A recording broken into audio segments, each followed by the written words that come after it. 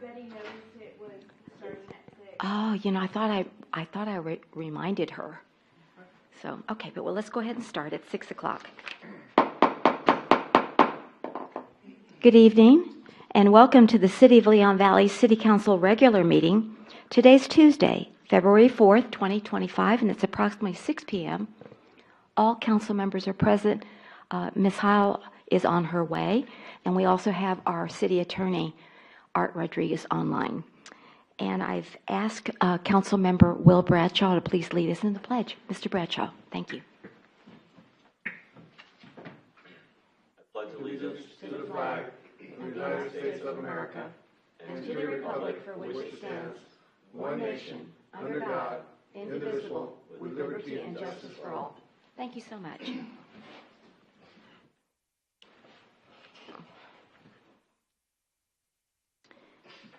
We're going to start with an executive session this evening, and we will be back to start the regular agenda presentations at 6:30. Agenda item number 2, the City Council shall meet in executive session to discuss the following. The City Council shall meet in executive session pursuant to Texas Local Government Code Section 551.071, consultation with attorney, and Section 551.087, deliberation regarding economic development negotiations regarding an agreement with Royal Tile Limited Partnership. So at this time, it's approximately 6:02. We will move into executive session. Thank you.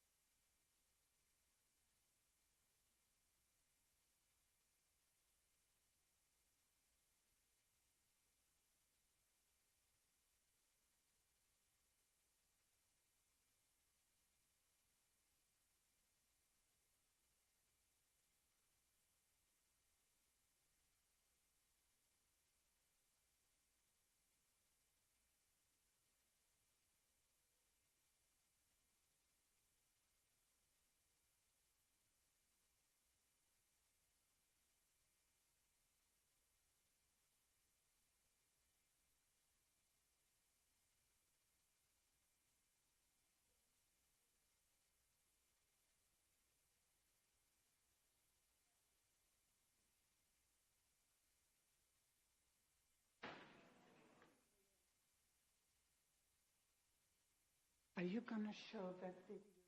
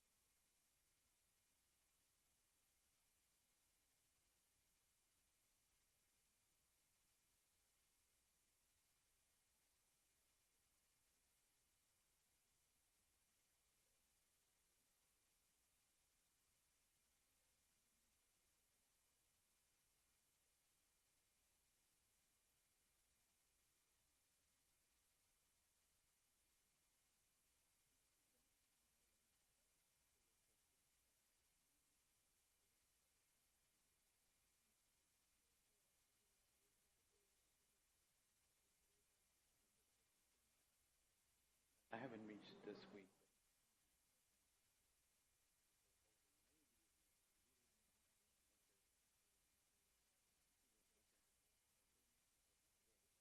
Right, okay, good.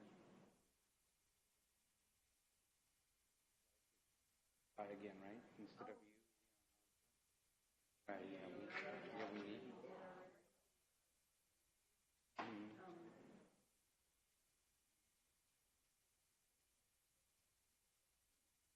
Right, yeah. Larry, I think, or somebody, yeah. Yeah, I'll try again then. Okay. Try again then.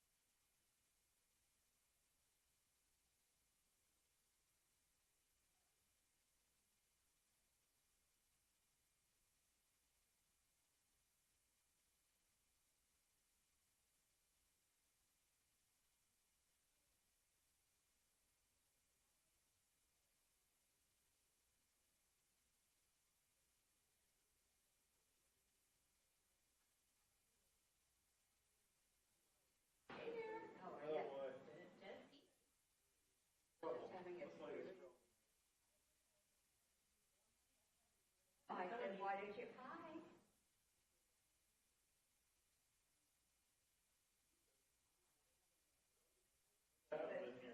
You know, but when it comes to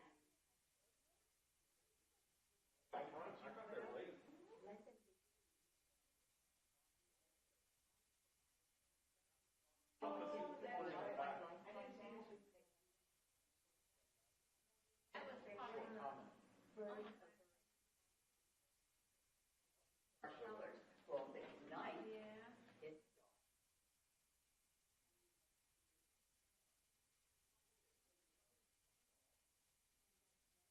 we can do. They don't have a problem like Concert season. simple as that. You know, when the bands go and But no, I'm critiqued by three judges, you know, they have to present their three pieces, you know. Society, can get the very different than marching. outside of the class. Oh, I Do remember it in a performance I had with the Scottish Rite. against the last body of the class.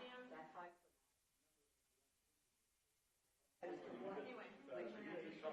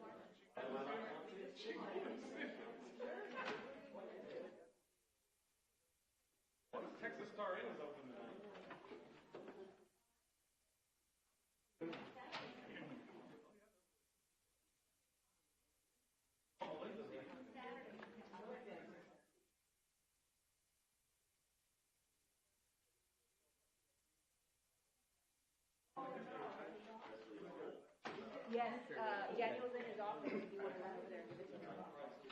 Lab, any city issue device that you want your emails on, yes.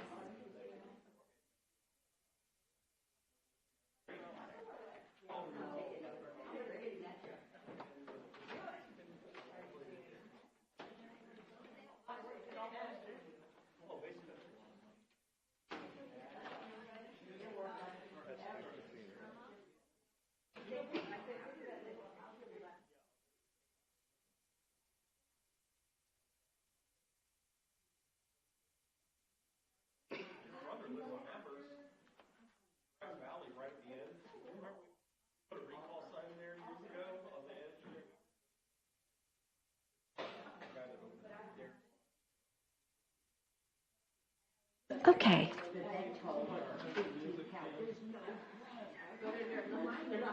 All right. If everyone could take their place, I'd appreciate it. We're back at 6:30 from executive session.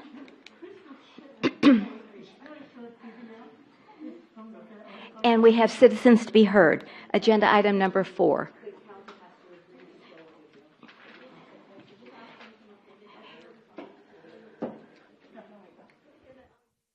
Excuse me. Yes.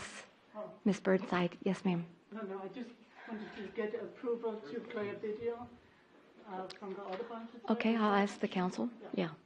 All righty. Thank you. I appreciate it. All right, so we're back at 6:30 to citizens to be heard. And is there anyone in our chambers that would like to address the council at this time? Please come forward and state your name and where you generally reside, and you have up to 3 minutes to speak. Okay. Seeing no one, we will go to Agenda 5, possible actions on issues discussed in executive session. And the council would like to move this agenda item is on 10.1. And so they would like to take that item next for action. This is what we discussed in executive session. So let me read that. 10.1, presentation, discussion, and possible action to sign an agreement that will expend general fund monies from the Economic and Community Development Department and Planning and Zoning Department and the Tree Mitigation Fund in the amount not to exceed $55,000 for a business grant to redevelop the property located at 6600 Bandera Road, which is right next door, for those of you who didn't know, the old Pilgrim Cleaner. And we have Roque Salinas, our Economic Development Director, here to present this evening. Mr. Salinas, good evening and welcome. Good evening, Mayor and Council. Bet. Can you hear me? Yes, we can. Good evening. So the item on the agenda today is to consider a business grant for a company named Royal Tile that wishes to expand to their second location. Has been in business since 1990, across the street into the old Pilgrims building, which obviously has been a problem for us as well. And so we're excited to bring this opportunity to the council to consider. It's a little fast. So the grant, as the mayor stated, would not exceed more than $55,000 for the redevelopment of the property. The council's options are to approve, deny, or modify. Royal Tile has been in business since 1990, and they're looking to expand to their second location. The building across the street has sat vacant for the last 7 years. And so it's in the city's best interest, along with the public's best interest, to make sure that the property is redeveloped into an operational business before the building falls into more disrepair, where down the road, no one else is going to want to take it in the current condition. Someone is taking it now. They're redeveloping, they're using it, the building, and just making it a new building, a new facade. And so it's more cost efficient for us to step in now than to have another 10 years or another 7 years before the building becomes unsalvageable, and we have to find a buyer who has to demo and build up. As far as the property value is concerned, and goes to the financial impact of the policy, as you can see in the last since 2018, the overall property value of the property has decreased from its peak in 2020 at 610 down to 510. But really what we should be concerned about is the building peak at 516. The building is now worth at 375.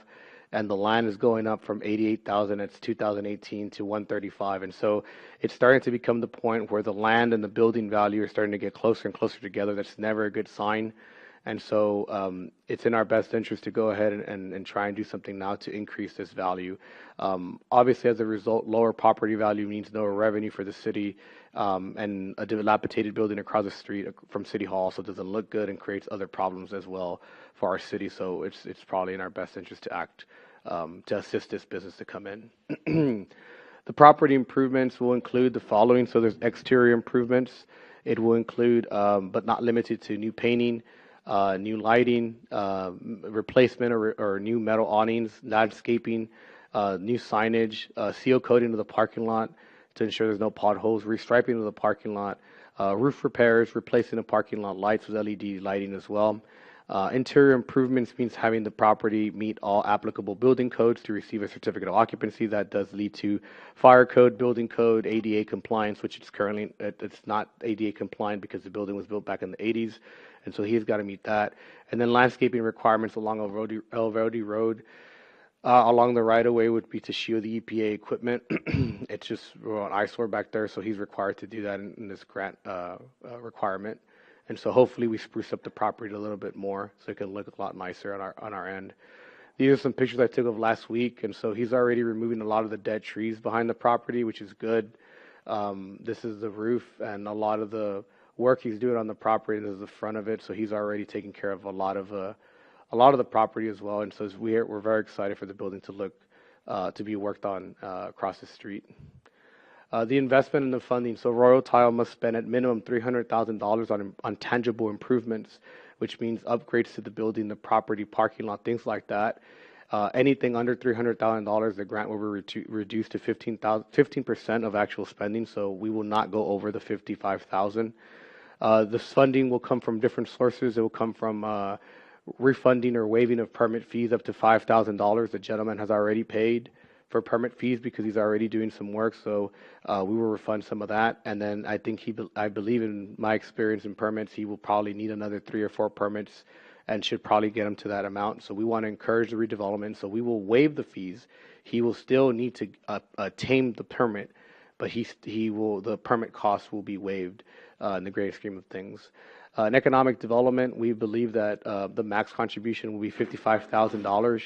And if the tree mitigation fund is allowed to be used, we approximately determined that it would be probably about $8,000.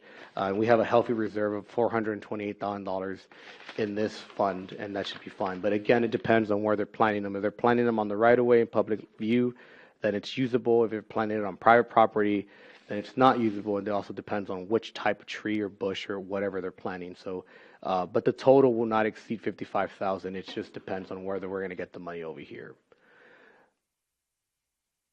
Someone's moving the PowerPoint. The fiscal impact. So again, we're waiving up to $5,000 in permit and fees.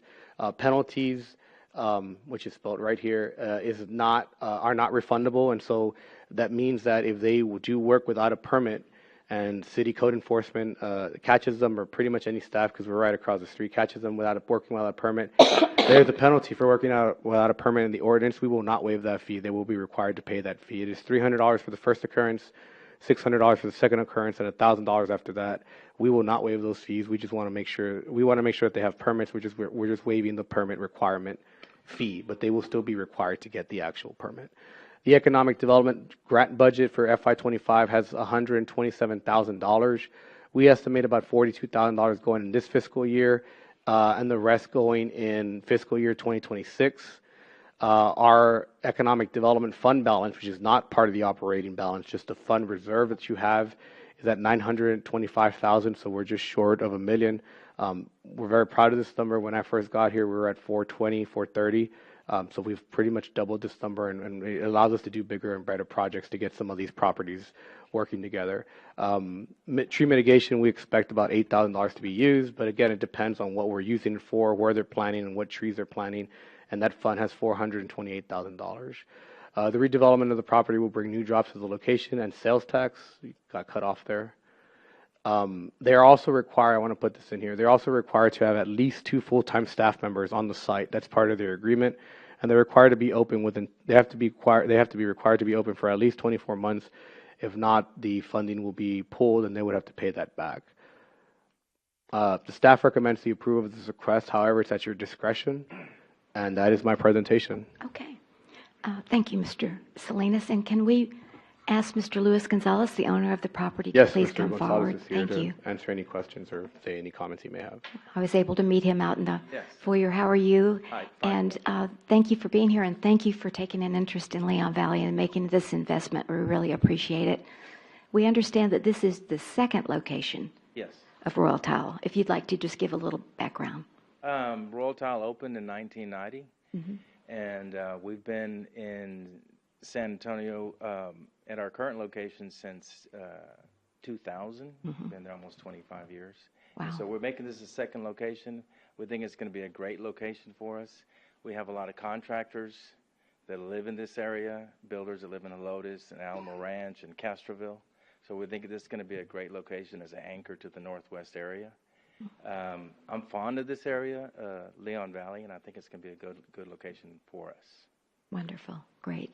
Well, thank you. We appreciate it. Let me ask if any of my colleagues have a question for either Mr. Gonzalez or Mr. Salinas on this PowerPoint presentation. Yes, Mr. Orozco.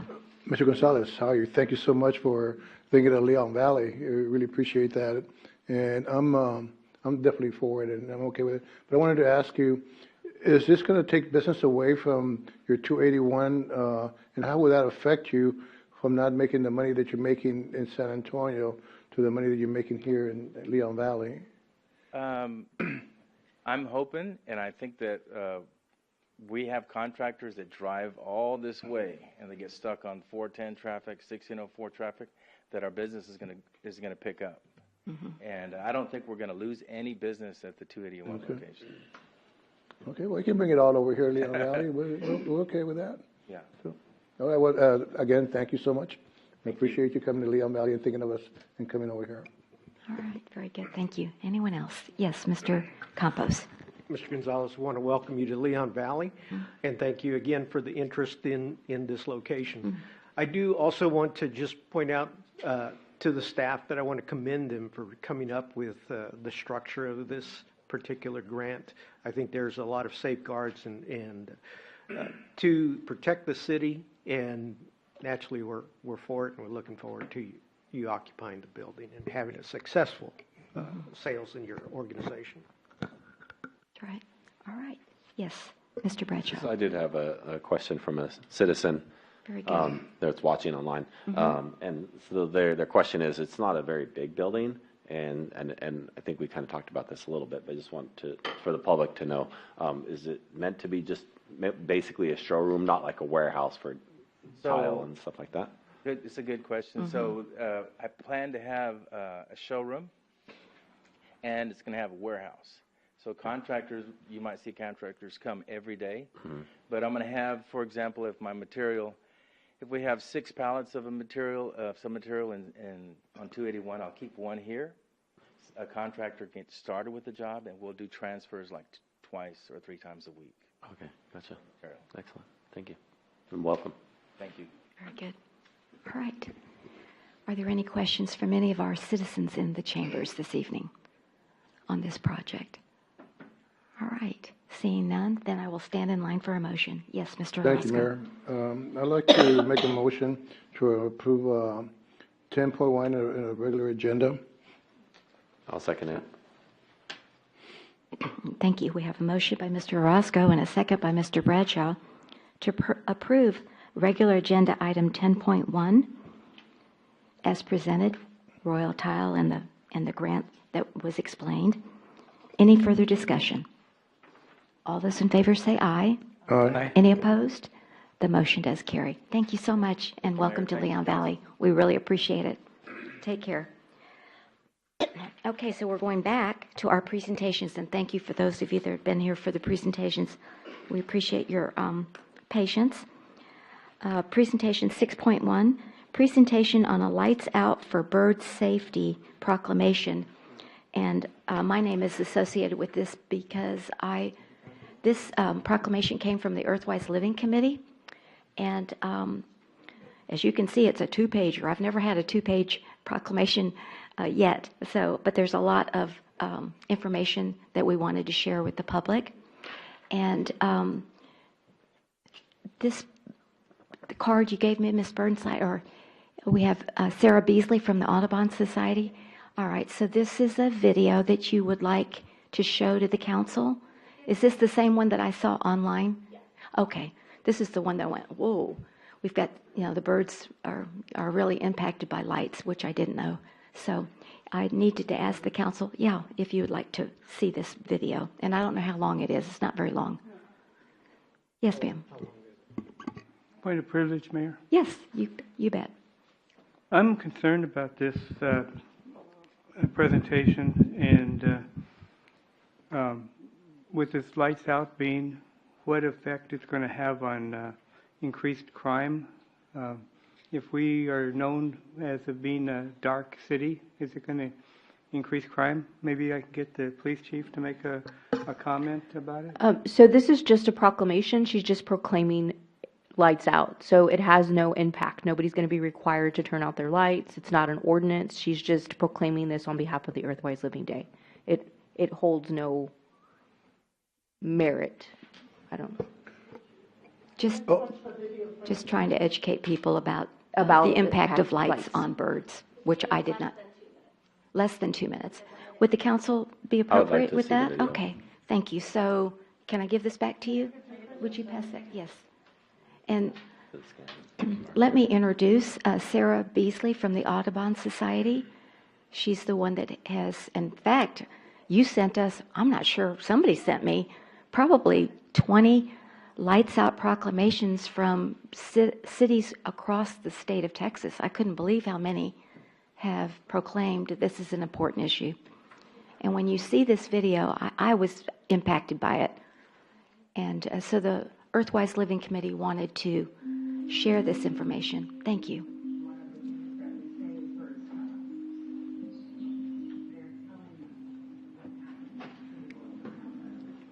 And we could turn it up a little bit.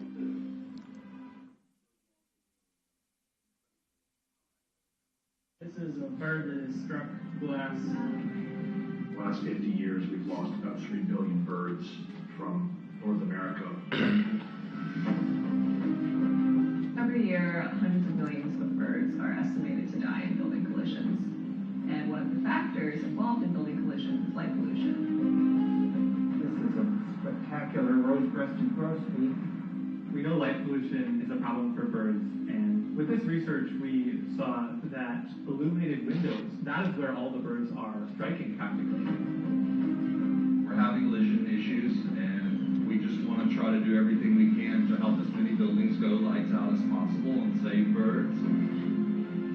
We know Texas is incredibly important for birds, and we can have an incredibly powerful impact if we tell people, here's a very simple action that you can do, turning lights out, and here's the time and place to do it.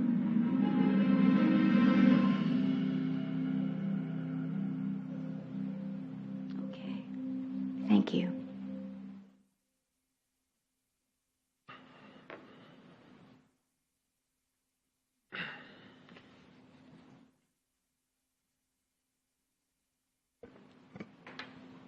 I got a question. So I understand this is a proclamation. I read through it, and I had already watched that video online as well. Yeah, but so the thing is, the video shows high rises mostly in downtown areas, and Leon Valley, I think, only has one building that's over like 4 stories.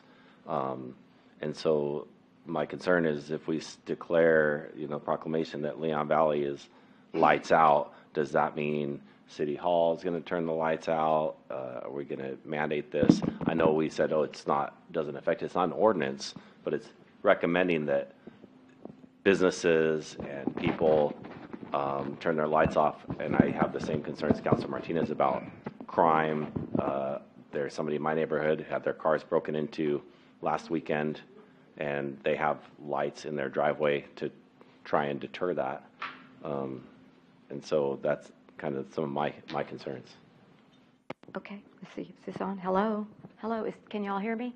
Okay, You don't good. need to touch, Mayor, if the mic is on you. Your mic is on. Oh, just put it on my pocket then, right? There we go, great. Mr. Orozco. I've got a suggestion. I understand your concerns, and I totally agree with you. And on the bottom of the proclamation, it said that Earthwise Living is going to educate businesses and citizens. If I can suggest that they speak to the chief to go about this, so they can both work side by side, taking care of the birds and taking care of crime. The chief can give you some insight on how to proceed with this, and can give you some tips as far as to how to educate the public and the businesses. That's just my suggestion. Well, thank you. I like that suggestion.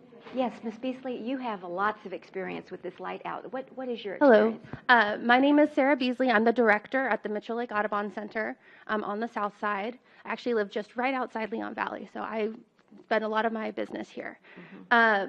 This is a voluntary proclamation, so this is primarily for individuals that can and businesses to make the choice to either turn down their lights at night, they can face them downwards, they can use red and green lights instead, or they can use motion sensors. So there's lots of different ways. This is different than dark skies, which is really mandates kind of lights out, that gives you lots of different options in order to help protect birds. And many of the bird strikes actually do happen in houses as well.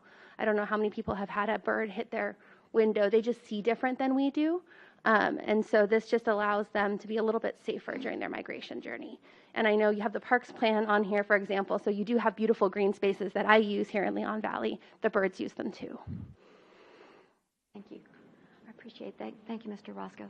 Okay, so let me go ahead. Ms. Beasley, you come on up because I'm going to hand you this proclamation.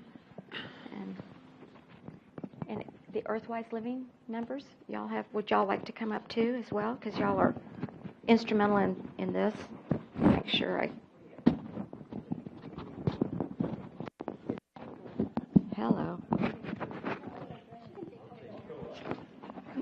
Everybody come on up. Okay, and this is a long proclamation. Like I said, I had not seen a proclamation. It's usually one page, so this is 2 pages. So yes, very educational. So bear with me. Proclamation. Whereas the City of Leon Valley recognizes the importance of preserving the night sky by implementing progressive lighting ordinances.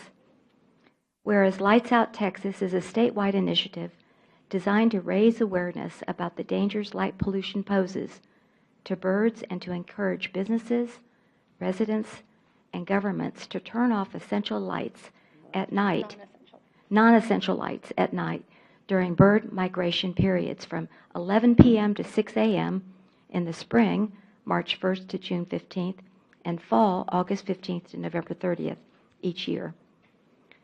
Whereas the City of Leon Valley joins this international Lights Out effort by proposing and implementing a simple, impactful solution to reduce hazard for migrating birds, enabling them to safely continue their critical journeys. Whereas the practice of light out not only supports bird conservation, but also promotes energy conservation and awareness. Whereas parks and recreation programs contribute to a community's economic prosperity by increasing property values, expanding the local tax base, boosting tourism, attracting and retaining businesses, and reducing crime.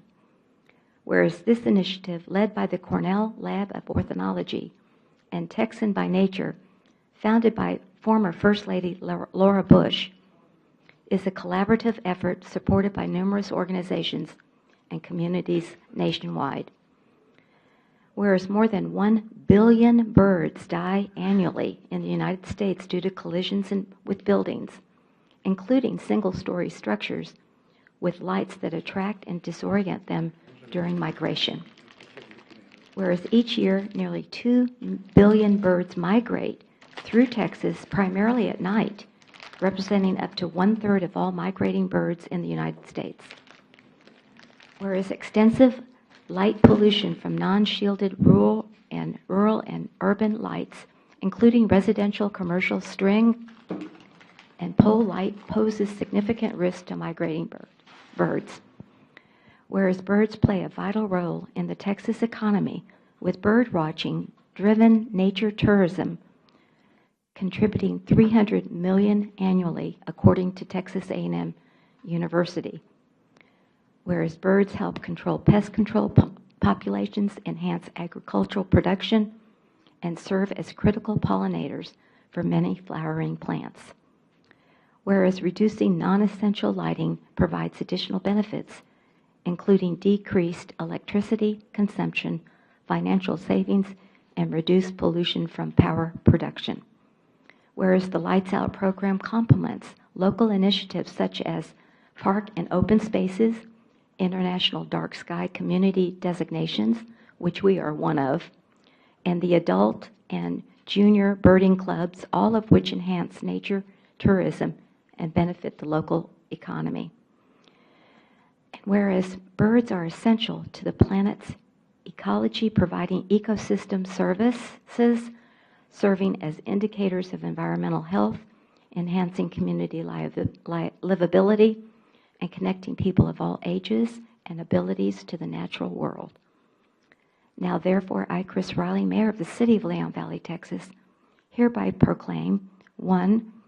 March through June 15th, 2025, and August 15th through November 30th, 2025, shall be designated as Lights Out for Bird Safety months in the City of Leon Valley. Number 2, the Earthwise Living Committee shall collaborate with local organizations to educate the public about Lights Out for Bird Safety campaign, the effects of light pollution on bird migration, and the benefits of reducing light pollution and energy consumption. And number 3, community members, business owners, and government officials are encouraged to pledge to minimize exterior lighting during the specified Lights Out for Bird Safety migratory months. Signed by my hand on this 4th day of February 2025, Mayor Chris Riley. And also I'd encourage Earthwise, as Mr. Orozco had mentioned, to work with our Chief of Police on communicating to businesses and neighbors alike. So thank you all very much. Appreciate your initiative. Thank you. Do you have anything else to say? Anybody? No. Okay. Thank you.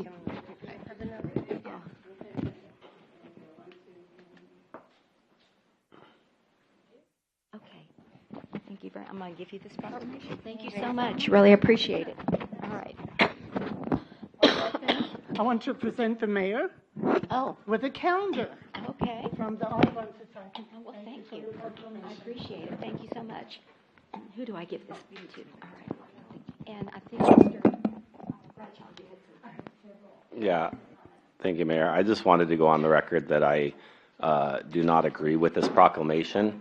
I don't think we need to push businesses into turning off lights. I think it's a risk for the city. There's a lot of other reasons behind that, and I just wanted to say that I felt like this whole proclamation was very long and is a lot of virtue signaling. That's all. Okay. Thank you very much for those comments. Anyone else? All right. All right. So we'll move then to presentation 6.2, presentation and discussion on revised park master plan. And we have Melinda Mortz, our Public Works Director, here this evening to present. Thank you.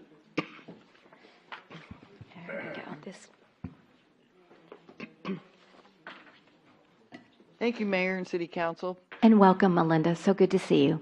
I did have a presentation for y'all, but our park plan consultants have a better one. Oh, they so do. I'm going to introduce to you Jessica Reluccio and Lata Krishnarao, and I believe Jessica is going to be the one giving the presentation. So it's different from the PowerPoint we have in our packet. I think you have both in your packet. You have like 3 PowerPoints. Okay. In regards to the park master. Okay. Well, I read the whole thing, but I didn't. I like mine, but theirs is just. I just saw much yours better. at the end of mine. I didn't see anything from Arduro. It was in there. I didn't have it. She slid it in after the fact. Oh. Like she put it in like it wasn't in order, but she said she slid it. I went through the whole thing. I just have Melinda's, but that's okay. I don't know. I've got the.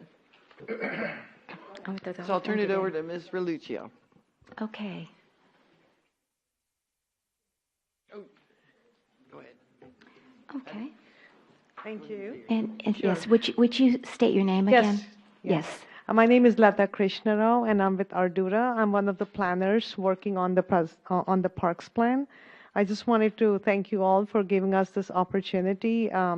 It's been a great experience. You have really great system of parks, and it's been our pleasure to experience them and hopefully help you come up with recommendations as you move along in the future.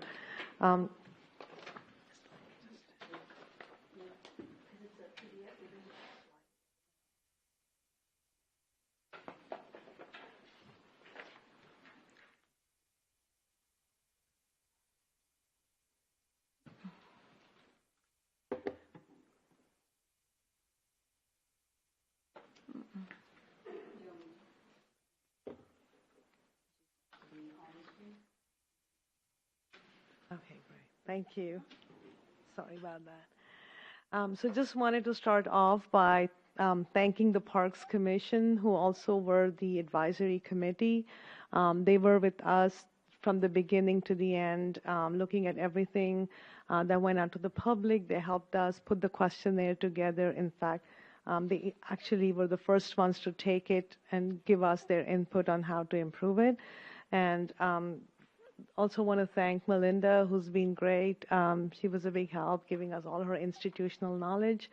And then the Ardura team had Byron, who wasn't able to be here. Byron is from our San Antonio office. You probably have seen him here.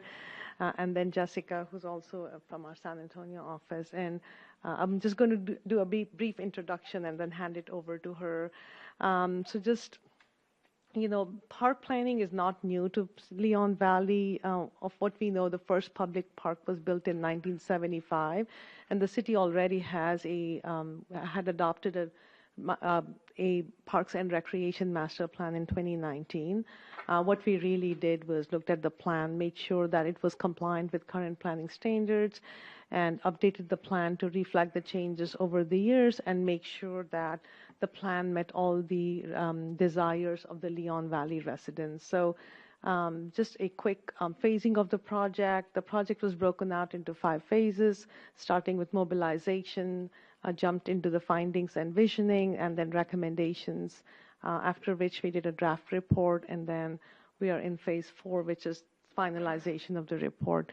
And as you can see, the advisory committee was with us all along for all 5 phases, and we really are very grateful for the input that they gave us throughout the process. And then Jessica is going to talk a little bit more about the community engagement plan. Community engagement was a real big part of this exercise.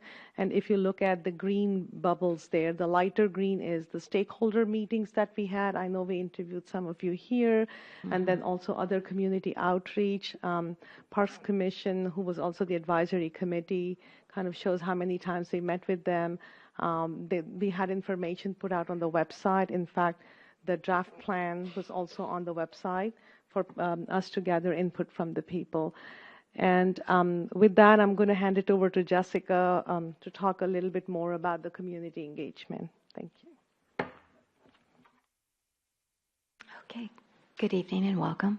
Hi, good evening. I'm Jessica. Thank you, Lada. Good evening, council members as well. As my colleague Lada was saying, we have a toolkit of community collaboration efforts that we went out into the community and did. One of such were having a project webpage on the city website. We have also had advisory committee meetings with the Parks Commission. We have also released a questionnaire out to the city that was available on the website, as well as in person here at City Hall and at Public Library, and then a citywide survey as well. And as Lada had mentioned, we had stakeholder meetings, which entails multiple community members, such as business owners, property owners, and a lot of people involved in the city. And then, of course, we have our city council meeting as well.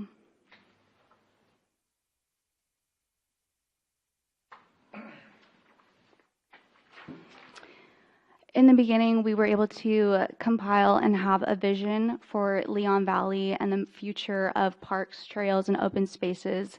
And this statement here was comprised from the community engagement, and then the advisory committee also helped frame it as well. It reads, as the City of Leon Valley Parks, Trails, and Open Spaces will provide safe, accessible, and well-connected parks and recreation facilities, as well as preserve the natural environment of open spaces for improved quality of life for all. In addition to the vision statement, we also found key themes as well, and these key themes included having family-oriented and inclusivity, recreation and amenities, reinvestment and maintenance, comfort and safety, access and connectivity, nature and environment, sustainable and resilient, and these are the key themes that we found from the community that they would like to see in Leon Valley.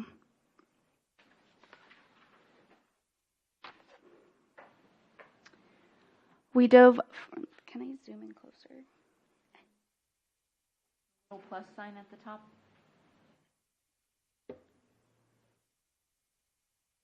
Oh, there you go. Magical. Thank you. So we were able to dive into more of what these key themes meant to the community.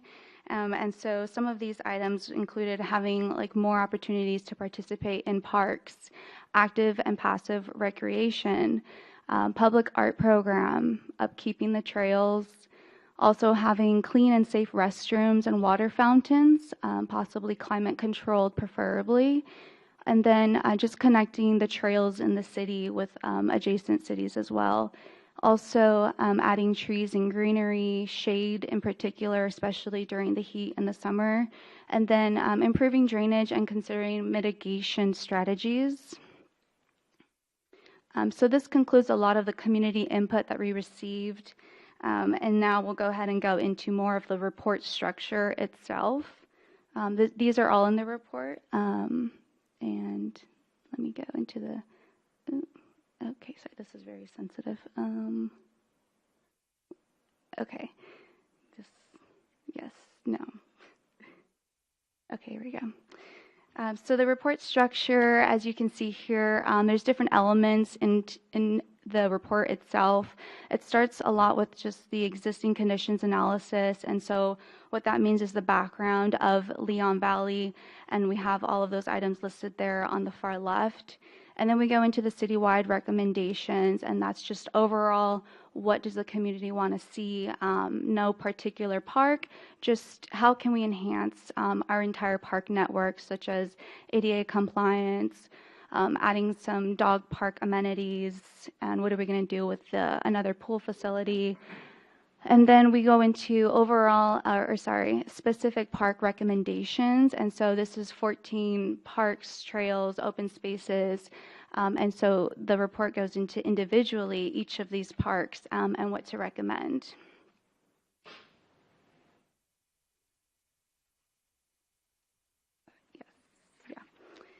So the report covers these citywide recommendations here, and it's organized by theme. So you can see here we have family-oriented and inclusivity. What does that mean? It means having an inviting place with various activities, events, and venues for all ages, and those are examples. Number 2 is recreation and amenities. This means having facilities for more park users from different backgrounds to participate and utilize, including National Recreation Parks Association guidelines, which is a well-established association. Okay. Number 3 is reinvestment and maintenance. This means enhancing existing trails, parks, and recreation facilities with high-quality, resilient, and sustainable maintenance. This includes having Commission for Accreditation of Parks and Recreation Agencies, which has best practices for design and maintenance. Number 4 is comfort and safety. It includes new and improved amenities with ample shade and increased safety for users. One recommendation is CEPDED, crime prevention through environmental design, which I'm sure Planning Department works with the Police Department on those guidelines.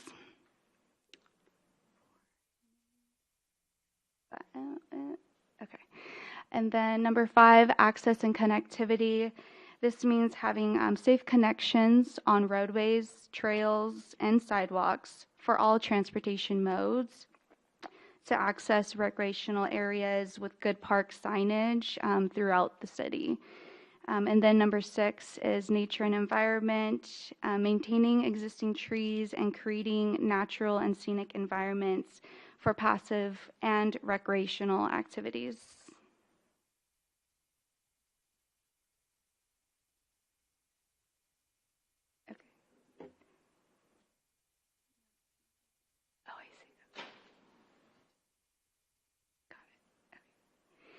And lastly, 7, sustainability and resiliency. This means having sustainable and resilient solutions to decrease flooding and major drainage issues that impact the usage of parks and amenities.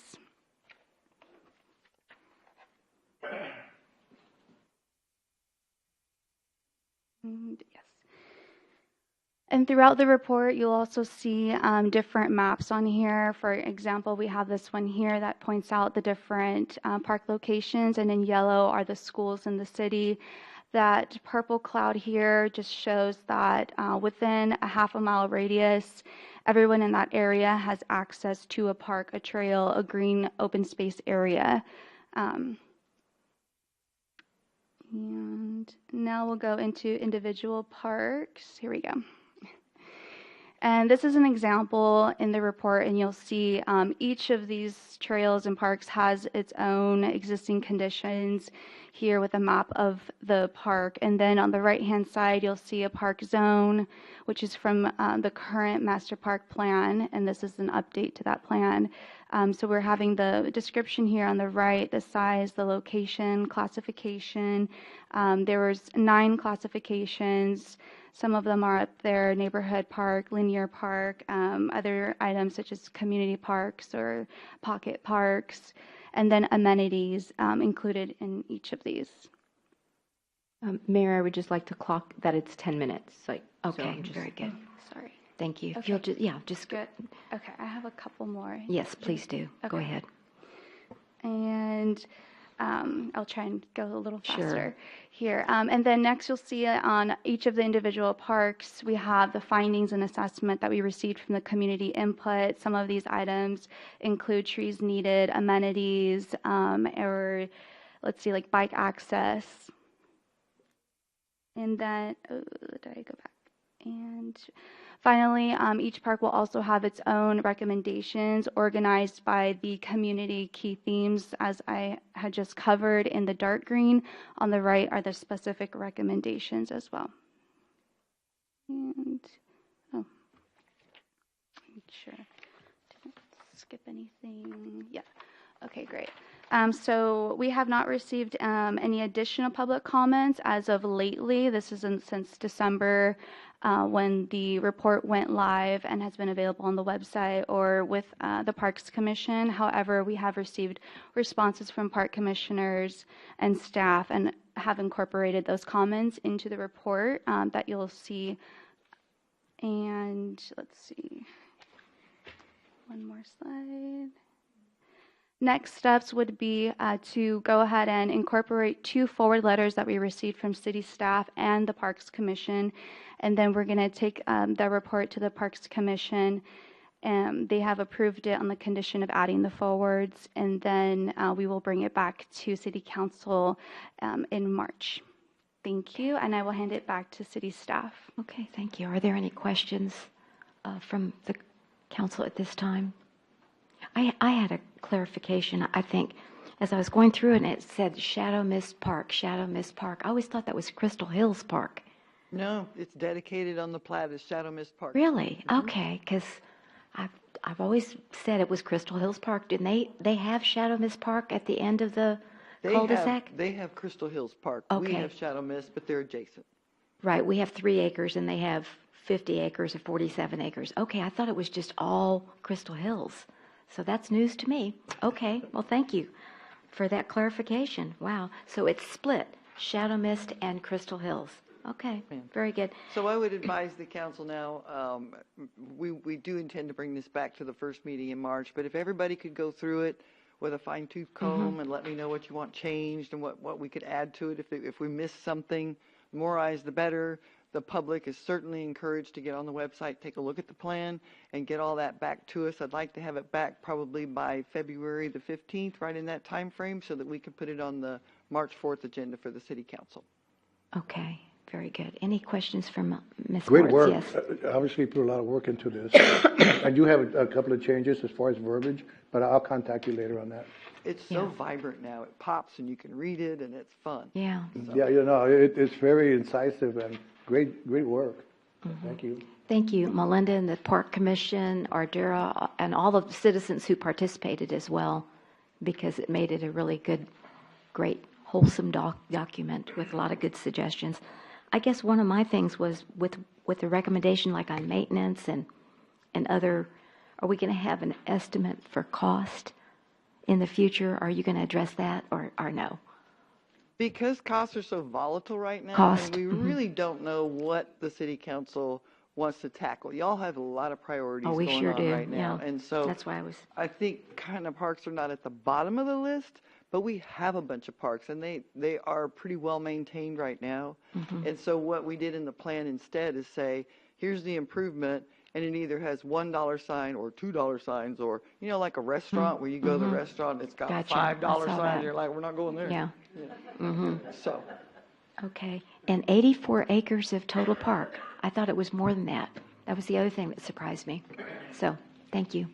Y'all do a great job of maintaining our park system, and everybody loves our parks. Yes, Mr. Campos. So it's an excellent report. It looks beautiful. I was very impressed by it as I read through it. One of the things that I was kind of concerned is, some of the recommendations as to, the maintenance of the parks and the increased maintenance of our staff. I'm kind of interested if that would be an internal cost that we could measure. Is that right now, right? Oh, yes, sir. If there's a way that I could get just a hint of what that mowing or whatever the maintenance is on a more frequent basis, what that would cost us, and then how it affects our other priorities, because these are all great things, but we've got budgetary constraints that we're dealing with within the, and it certainly, it may be, and I just don't remember, but all the grant opportunities. I know you've done an excellent job, Melinda, in getting us grants every year, but what other grants are out there that we can get that are bigger, that we can then dedicate directly to these park projects? That would be great.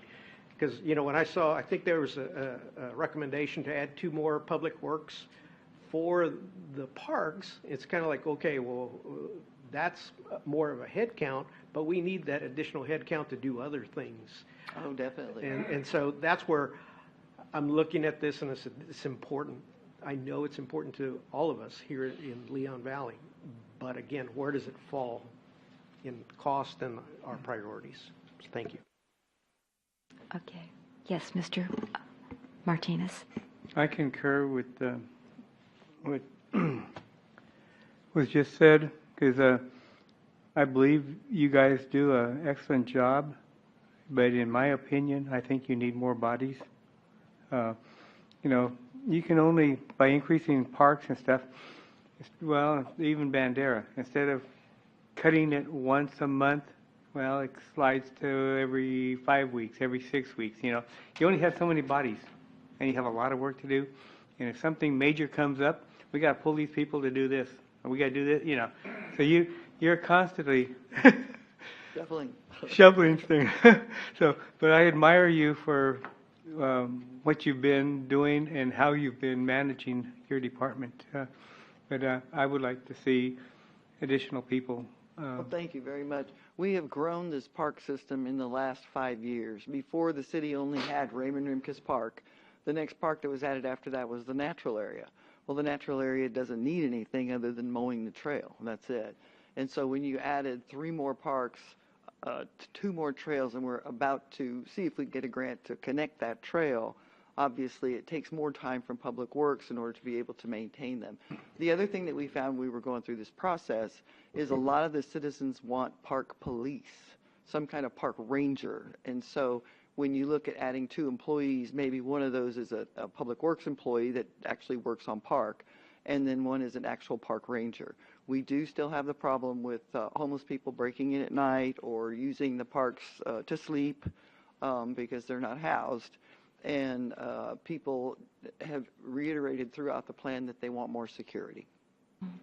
You know, that's a good point that you brought up. I was at UT Austin a couple of, I don't know, about 3 weekends ago, and on their campus, they don't have the police right there, but they have those boxes that you can hit a button and they'll come. So maybe that's cheaper than an The actual. problem with that is that our police force is already tasked with so much.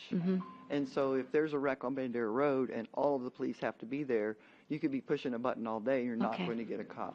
All right, just trying to think of know. You're an making a alternative. case for park police. I'm sorry? Is it you're making a case for park police? Well, I mean, I just, since you were saying that that you heard that from the citizens, so.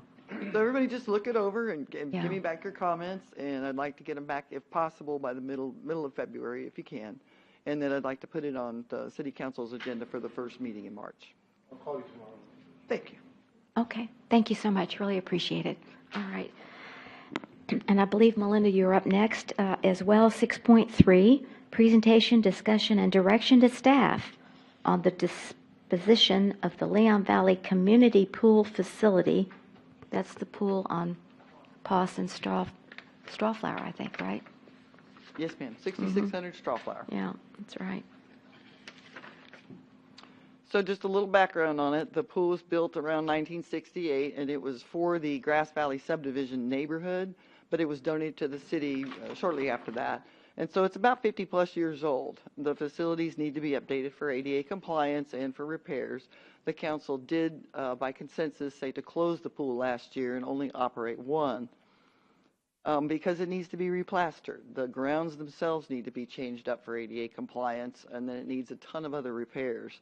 The concession building is not ADA accessible, nor are the concrete walkways that lead to the concession and also to the restroom facility.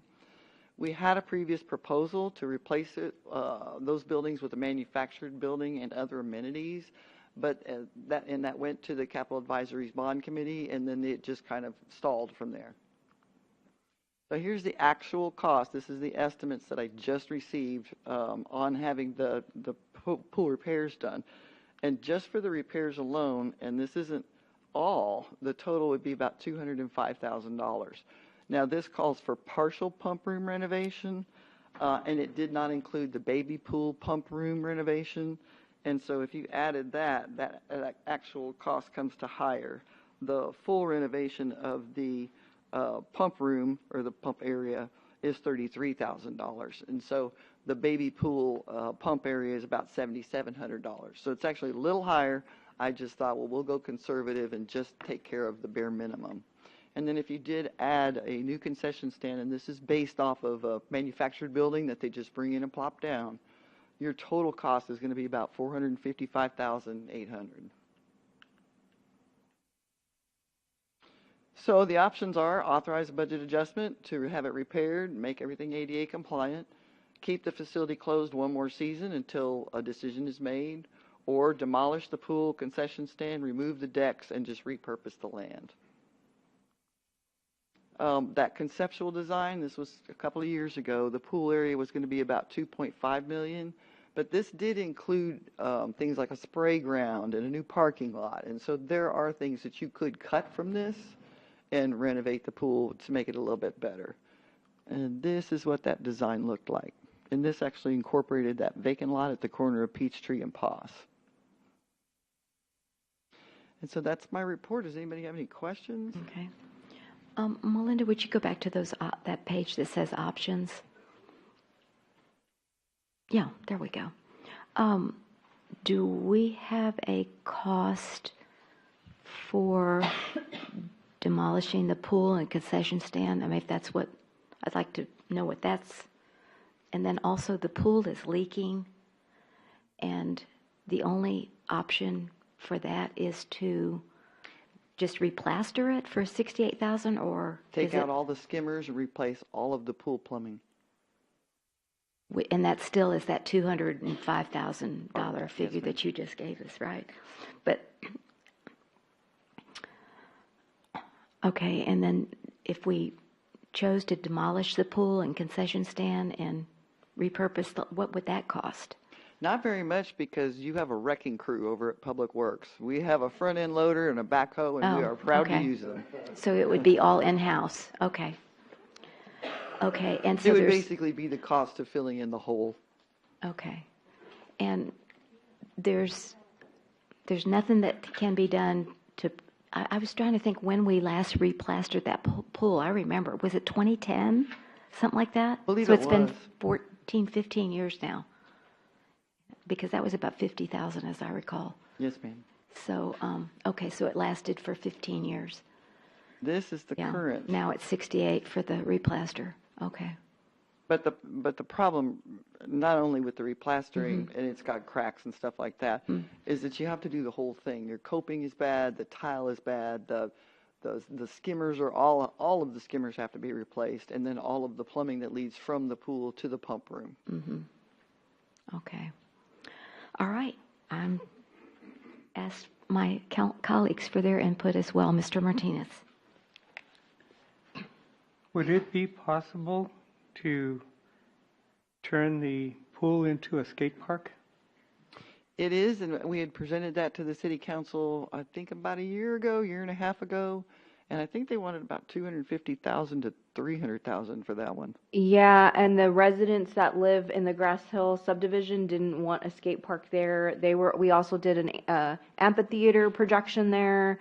They don't want anything loud or that's going to cause, so a couple of ideas we had was a possible dog park there, because that's number one as we go through what the citizens have been wanting. They've been wanting a dog park. The council at the time had selected the dog park be in the park, but the park is a floodplain, so anything you put in there will get washed away. And so I think Councilman Bradshaw said, "We'll put it on stilts," but like that's not raise it.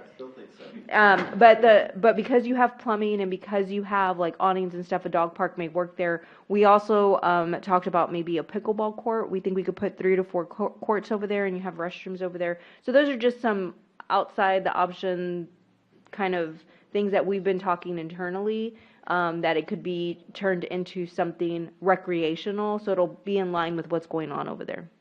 It'd be really easy to turn it into a dog park, because you do have water already available at the site. You could plop down just some simple restrooms there if you wanted to. You didn't even have to do that.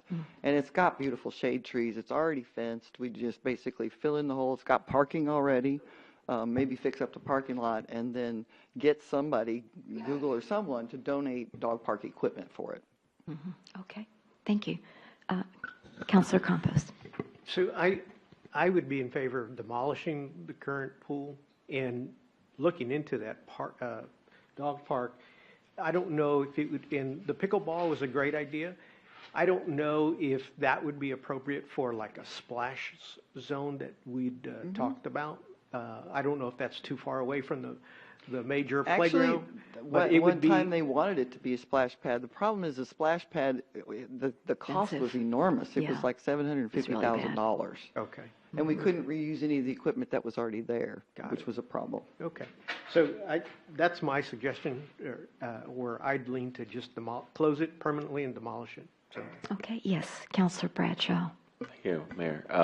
So I have a question about, I know that we closed it last season, but what was the pool attendance over at the Forest Oaks pool? Was it comparable to both pools being open the previous seasons, like that everybody went to that pool, or did it shrink, or was it just like as if you only had the regular pool and nobody went to the other pool? Yeah, that was going to be my question too. I was curious It what was happened. slightly higher than, so I think last year each one had around 2,500 at each one, and the Forest Oaks pool this year I think was at 3,500. Okay, all right. So some people decided to go to Forest Oaks, but not everybody that Yeah. enjoyed the other pool made that choice. And weirdly enough, I didn't get very many complaints. That's great. As far as overcrowding, is that what you're saying? Oh, people closed. Closing, yeah. Well, I got a few closing. people Okay. that didn't like that it was closed, yeah. Yeah, I didn't either. Councilor Orozco. Thank you, Mayor. Yeah, obviously, it's not financially advantageous for us to do this at this time. I always wanted to put the money, what little money we have in Forest Oaks, fix a party room. I can almost guarantee you that they're going to want to be throwing birthday parties there. And I know, I kind of agree with the Mayor Pro Tem that we should demolish it and go and put well, I don't play pickleball, but I was thinking more of a splash pad. But then again, it's going to cost us for the pumps and all that. But I don't think it'd be financially advantageous to work on this at this time. So, whatever avenues we can go with that, tear it down and close it up. Okay, yeah, tear it down. Could you give a cost for dog park, pickleball, and splash pad for the repurpose? Well, we know the splash pad's going to be about Oh, I know, that's $750,000. out. cost prohibitive, Pickleball, yeah. when we were looking at converting our tennis courts over at Raymond Rimkus Park, it was about $15,000. But that was for just one. I mean, we'd have to measure the site and figure out what the cost was for that. Dog park, in my opinion, is the cheapest because you've already got the infrastructure there. You don't have to pay for fencing. You don't have to pay for anything. If we're going to put in a water fountain for people that would accommodate dogs, you're looking at about $7,000. And then you get people to donate the equipment. Okay, all right, so y'all heard it from Melinda, the three choices. Okay, unless somebody else had something else to repurpose it? Yeah, somebody might have a better idea. Well, the reason I'm leaning towards the dog park is because of the town hall meeting, and that was people put dog park. Yeah, and I'm still waiting for the online that closes Right. on the 10th. But I'm going to assume there's people that are going to probably put the Certainly. dog park on there. And we do have someone in the audience, Mr. Mata. Would you like to say, what is your input on this agenda item? And good evening and welcome. Yeah, I think it's pretty easy to go with the idea of demolishing it. And I think after the summer, I was okay with that. The idea that, okay, we directed our summer activities to the Forest Oaks pool. But, I think we're forgetting also we have these developments that are coming to life, and we got to think about who are going to be buying those homes. Probably going to be some young families. We talk about quality of life, and I know this figure looks kind of scary. That whole concession stand. I'm not. Well, don't be offended, Melinda, but I'm not sure really. I'm sure there's an alternative. We could get creative with that, right? How about, But a, when you food, think- how about a food truck? Yeah, that something would be like cheaper. that. Yeah, Yeah. at certain times of the day. But Mhm. 200,000 versus building a splash pad or a new pool is not really that outrageous when you think of some of the other projects we're talking about taking on. That sometimes I wonder what an effect that'll have on the community at large. So I think we should really think about that because Forest Oaks is an old pool too, and we're putting a lot of strains on that facility. And before you know it, here within a couple of years, we're going to wonder why we didn't consider making the best of this property. Yeah, thank you. Okay, thank you for those comments. Yes, Ms. Mersch. Good evening and welcome. Hi, I'm Beth Mersch from Seneca Estates. My only comment about making that property a dog park is that it's separate from the park, and I think you're going to have a lot of issues with people who want to walk their dogs on the trails, and then they have to cross the street, and then they kind of have to go around the backside to get entrance. So it really needs to have a better connection to Raymond Rimkus to maximize the utilization as a dog park, in my opinion. Okay. I don't think for like a pickleball court you would have quite as much of a need for that, because people that go play pickleball, they're really just there to play pickleball, and so they're going to drive to that location, park in that parking lot, and stay there and play, and then go home. But I'm a little concerned about the dog park thing because you're going to have more pedestrian traffic across POS, and there's no direct access from POS. You kind of have to go around the backside or something like that. So I'm afraid it wouldn't be as attractive as a dog park in that location, although I know there's a big need for a Certainly. dog park. Well, thank you for those comments. Yes, Ms. Gamboa, good evening and welcome.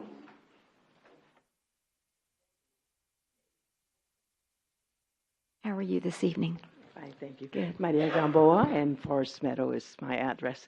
The dog park, I know a lot of people want it, and I've thought and thought about it. And I have 2 dogs, so, I can understand. But, think about the people that don't pick up after themselves.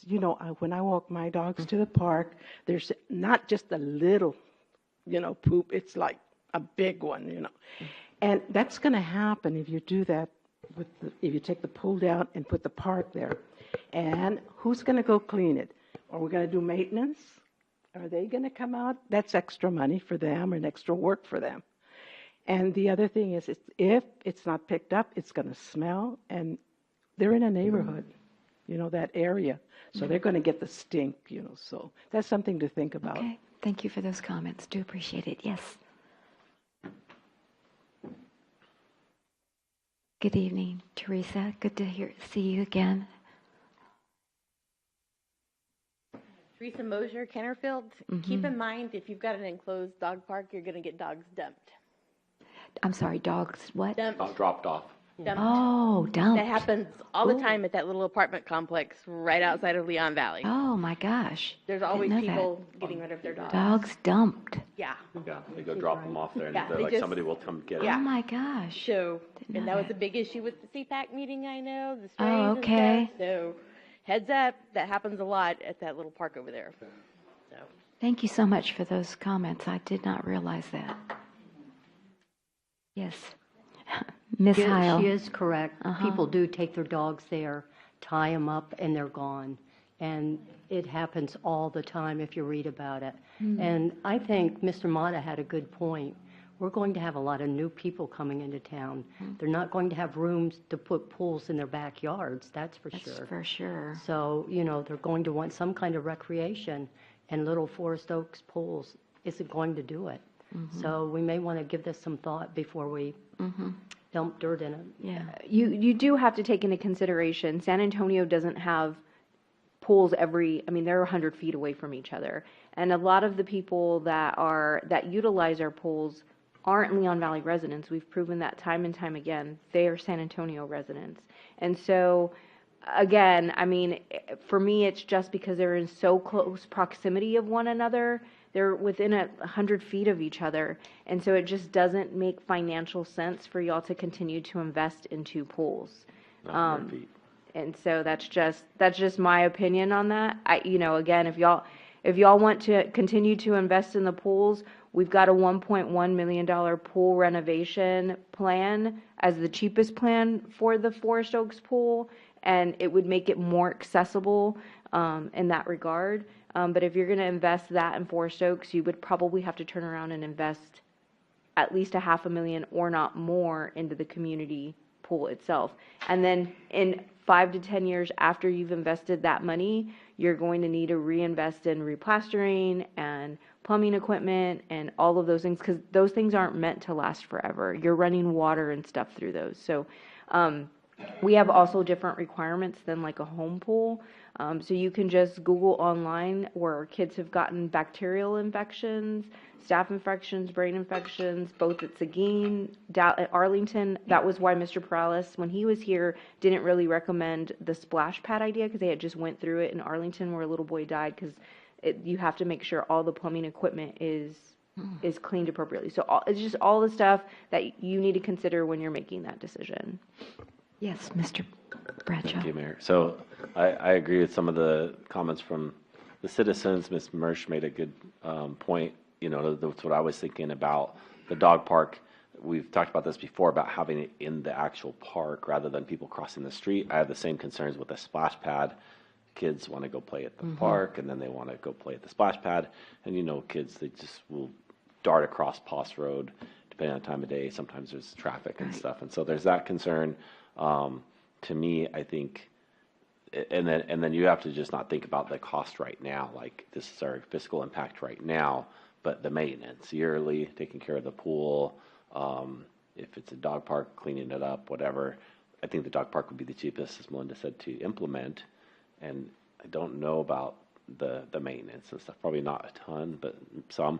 The pickleball court seems to be probably one of the lower maintenance items, depending on wear and tear and how often you change the nets and restripe and stuff. But I don't know how long that goes. So that might be something that we need to investigate further. And yeah, I think people that go to play pickleball would probably just go to play pickleball, not like, let's go run around the park and then play pickleball. Probably it's two different crowds. So that would be my opinion. Okay, thank you. Yes, Ms. Mortz. That was, I think, second on the people's wish list. If you look at the park plan, you'll see that it was dog park, pickleball park. Yeah, and skate park was way down there. So I think we it's should weird do how both, how but it- it's a matter of where we can do them. I can get y'all a cost for that. Idea for a dog park was instead of putting the skate park at the, I wouldn't say Crystal Hills Park, but the Shadow Mist Park was to put the dog park over there in that location and look for a different location for the skate park. And then do maybe a pickleball court at the pool. So you could flop the ideas. Like, I'm not gung-ho on any set ideas. My recommendation, though, on for y'all to have two pools is, in our opinion, is extremely high because you're also paying San Antonio Pool Management that every year goes up as well. Yeah, makes sense. Okay, we have another comment. Yes, Mr. Mata, go ahead. That's very short. Mm-hmm. And so, I mean, this is the problem with these town halls and these coffees with the mayor. I mean, look at the room. It's a sad fact, but we don't see many young people showing up to those meetings. So let's be careful we don't just stay in our echo chamber of what we think is good for the city. That does not represent the majority of the city. I mean, you got to think back to when you had kids at home. I mean, really, did you have time on a Saturday to give 3-4 hours to a town hall meeting? Probably not. Probably going to soccer games or baseball practice. So just remember, you're representing a much larger demographic than what you see at these town halls. Thank you. I'm just wondering about the online, though. People who could not make it, I'm hoping that they took time out to give us their opinion. I'll have those numbers after the Okay, very good. So we do give a choice, exactly. Okay, anyone else? All right, so then we will move on then to, let's see, direction. Just anybody? I think Melinda, I don't know, we're still kind of You want me to beating go around ahead the and bring bush. y'all back a cost for pickleball and I just think see that'd how be a good idea. Yeah. I'll get the dimensions Yeah. and find out how If many you can don't- fit and what we can do there. That'd be great. Okay. I appreciate that. Thank you so much. Okay, moving then to agenda item 6.4, presentation and direction to staff on potential capital items for fiscal year 2026 budget. And Dr. Caldera, our city manager, is here this evening to present. Hi, good evening, Mayor and Council. Evening, thank you. And yes, this is early. Yes, I read it in your packet. Yeah, so Yeah. I mean, But thank you. I try to hear y'all out, and so I had a couple of you say that y'all wanted to start the budget discussions earlier on in the year, and so this is my attempt at starting them earlier on in the year. I do want to make note we don't have like revenue numbers. I don't have any of that stuff. We won't have them until the summertime. That's when the county starts giving us what our projections are going to start looking at. And so this is more so I want to make sure that we're capturing all of the capital items that y'all would like in next year's budget. The staff is currently working on their capital items. We start setting up meetings next week. You will start hearing your audit for last fiscal year at the second meeting in February. And then we start compiling like the big ticket items and present to y'all a full capital budget in April. But this is to make sure that we are encompassing everything that y'all set forth for FY 2026. I'm going to kind of briefly review what we saw at the town hall meeting. So this is the in-person town hall meeting responses that we got. And one of the questions that we ask is, what do you love about Leon Valley? And the top three things that came out were our parks, our library, and small town feel were a lot of things that came out from the community of why they love to be here. And you had a lot of people like our police and fire and stuff like that, but I just basically counted and gave you all the top three. The more thing for me was looking at what we can improve on. And the big ones that came up were animal control, code enforcement, and streets. And the reason that this is important to me is because this was the first question that got asked. I know we invest a lot in our street maintenance fund and we do a lot of slurry sealing and we kind of already contribute to that. But since this was the first slide, prior to us discussing prioritization, this tells me that residents still have concerns about the streets even without that information, if that makes any sense. And so that was important to me because we have a street ranking system, but we may need to start looking at investing more into our streets if that's a top priority for the citizens in the community. And then we did some prioritization. The big ones that came up were water and sewer, streets, staffing, and I did put a little footnote down here because we're going to live with that typo here because it's steets is streets, but when we imported it in, it stayed that way, so it just made note of it. The other big one that was up there was staffing and equipment, and then the public works building. When we took water and sewer out, streets came up first, staffing and equipment and public works building, as well as the PD property room. When you took a look at just city infrastructure, streets came up first, public works building, and the sidewalks, and then equipment. When we took a look at the quality of life, the natural area, the hike and bike, segment 3, and then the pools. And then again, we asked them, if you didn't see anything on this list, what are some of the things you would like to see? And so I went through them. I also sent y'all the Excel spreadsheet. And so you'll see things like dog park multiple times. You'll see pickleball. You'll see a lot on speed humps, traffic control measures, code enforcement related items, speed humps, that kind of thing. Empty buildings, some economic development. But I think moreover, as you go through, you'll see dog park again, pickleball courts again, pickleball, speed humps were on there quite a lot. Dog park, again, mini golf course was an interesting one. Oak wilt trees on Evers. But I took a look at added them up, and the ones that came up were speed humps and traffic calming devices. I kind of grouped together. Dog parks and pickleball courts were the ones that came up with additions that were on the prioritization list. So some preliminary capital items that we already have forecasted for next year. That's in the forecast because we plan 10 years out. We do a 10-year plan. So this is where we're preliminary at right now. On your red light camera, we're estimating 2 to 3 additional vehicles, conference center, restrooms, but it did rank 7th on the prioritization list. General fund, we'll have IT server, fire department's up for a thermal imaging camera, public works has some farm equipment, generator, and 2 trucks and possibly a Bobcat.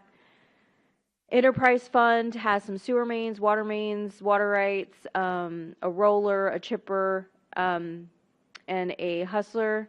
And these are just replacement items for the most part. Is kind of where we're at right now. We do have things that'll roll over next year. You'll have the El Verde water main. You'll have probably the hike and bike trail will roll over for next year. So you do have some items that will that aren't on this list that are in this year's budget that will probably roll over for next year. But these are more on the equipment side of things of where the staff is currently at. But if the dog park becomes an item that y'all want to really invest in, then Melinda would add whatever the cost would be for the dog park. So you also have to keep in mind, Samir did give y'all $20,000 for a dog park as well. So you do have a $20,000 investment specifically that has to be used on a dog park. Just questions for y'all. Do you want to close a community pool? I kind of hear some consensus on that, but Melinda's going to bring you back some projects. Are there other capital items that you don't see on this list that you want the staff to get quotes on? Do you want to revisit the speed hump policy? Is that something that y'all want to take a look at? It was on your list at one point and then it came off, and so I don't know if that's something you want to revisit. And then just a reminder, people were still voting online, and I won't have that completed report. I'm going to try to get it for the first meeting in March. If it's not a whole lot, then I could probably get it for February 18th.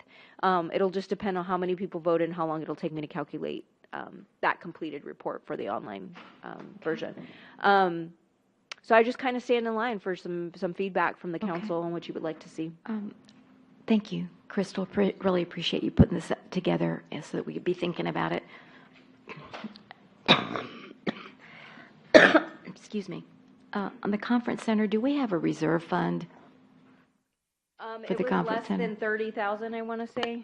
So Okay. we were going to have to supplement with the general fund. And then Last also- year, now I pulled it last Okay, year. thank you, I appreciate that. And then also, do we charge, or could we, I was just trying to think about how we could maybe cover the maintenance or the capital improvements of the conference center or any of this, but do we charge like a extra fee for facilities maintenance or facility when we Rent? when we No. itemize the rent? Okay, I was just thinking about that. I mean, you have a cleanup fee, like. No, but I not meant, a. I meant like an extra fee that we charge and we put it aside No. for, future No. maintenance? I don't know. No, we don't charge us an additional fee to rent for money to be set aside. The money comes from your hotel motel tax. Okay, all right. I have the story that I wanted to share on dog parks. Several years ago, I worked with two people who lived on Forest Pine. I mean, probably 4 years ago. I don't know how long it's been. It's been quite some time. And they said, Mayor, we need speed humps. We need speed humps. So I gave them the policy, and at that time, it was 90% of the owners of the homes, not the renters, that they had to get on a petition. And it took them a year, and they finally got it. So we turned it in, we did the engineering study, and came back out, and the engineering study said they needed 2 humps on that street, and they said people were cutting through and speeding. And I'll never forget, they called me and they said, we have the 2 speed humps, and Mayor, it's not working. They're still speeding. We need 3. And of course, I went back to the manager, no, we've already done the study, et cetera, et cetera. So speed humps are not necessarily a solution to the problem. And this is a true story. Who does not like speed humps? Are police and fire, because they're trying to get people to the hospital, and that impedes their ability to get there in a more efficient manner. So, with that, I don't know. I just wanted to say that.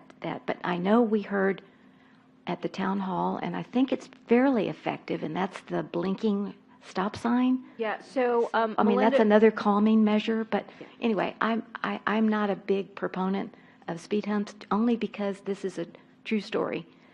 So you work and work and work, and you think it's going to solve your problem, and it doesn't. So, okay, that's So it. what you will hear at the next council meeting is Melinda will be bringing a presentation for blinky slow down signs. Okay. And it's about $18,000. But Okay. she'll be bringing that presentation next Okay. time for the Evers and Adair traffic issues. Okay. You had asked for other items. Well, and I was just, when we went through the park master plan, cost for proposed trail improvements, the connectivity and maintenance and stuff like that, they talked about a walk audit from ARP but I wouldn't think that would cost very much. And then also, does the city charge for use of the fields? Yes, a minimal fee, but yes, they do Okay, charge for these. because, our park is like teeming every weekend, so anyway. Yeah, the softball fields and soccer fields. And now they're like double and tripling up. It's crazy. I mean, like, how many people are out there playing? It's not just one team. So anyway, okay. Anyone else? Yes, Betty. One Ms. of the Heil. issues with the speed humps, people use other streets. And then those neighbors get really upset because they have all this extra traffic. I know that happens on Forest Pine and the one street before Moss. Forest Moss. Mhm. So when I was block walking, that was one of the big complaints, that everybody's going down their street, which they are. Mhm. And sometimes I do too. To avoid the speed humps. To avoid the Right, speed exactly. Right. Yes. Councilor Campos. So I hear what they're saying about the speed humps, but what are some other strategies for calming traffic? I mean, you're hearing it all over the city, whether it's in Old Mill, whether it's in Old Mill doesn't work either over Linkwood area. It's all over. Mhm. So what can we do what are some suggestions from either the police department, the traffic engineers? What other alternatives are there besides speed humps, if that's not the direction we want to go to? The other thing is, I looked at our website to see what we charge for pavilions and the rent for our fields. Does that need to be updated, and do we need to really escalate more for a charge of non-Leon Valley residents? Because I don't know who's really utilizing our fields or renting them, but if I think we want to entertain. So we do, it's always, for a while there, we even had free for everything because there's this moral, I guess, obligation for these things to be given free to the public. And so every time we bring back a fee increase, it hasn't changed in quite some time. I want to say the last 10 years, it's gone up maybe $1. Because it does become an issue. Even with using the pools, we tried to raise the fees for the pools, and they wanted us to give it free entry. So we can certainly bring back an item for fees, and then the council can have an open discussion about that if y'all would like. And also, if y'all could bring back some suggestions on what other traffic calming measures are there that we could consider. Yeah. We've done that in the past, and so the big issue is to some degree you're going to have to come to the conclusion that you are now a through city, and so a lot of your major connectivity streets that connect to Evers, Bandera, you're going to have a large amount of traffic on them, and so the items proposed by our engineers in the past, when we've taken a look at streets, is a lot of signage. And the majority of council, with us trying to control speed, we try to put, traffic cameras along Bandera Road, right, where you have red light cameras. Well, that's become a hot topic of whether or not that's constitutional or not. What's going to slow down your people, where people slam on the brakes, are officers, right, cops, and I can't have them at every street corner all of the time. That's the only quote-unquote proven method to stop speeders. And so other than that, there are different variations, but you're going to have people continue to fly through. We've had rumble strips, we have flashy lights, and the four-way stop has flashy lights. They tell me they pass it every single day. I get those emails once or twice every other month that they're still flying through that stop signs don't work. Stop sign is a traffic calming. Stop sign makes you stop, and they're still not stopping. And so the only way you're going to be able to combat that is if you allow cameras to be in place that would provide citations, right, like something to that degree, or you pay for more officers to add to your force and have a select traffic crew. And at some point, you're going to probably need park police.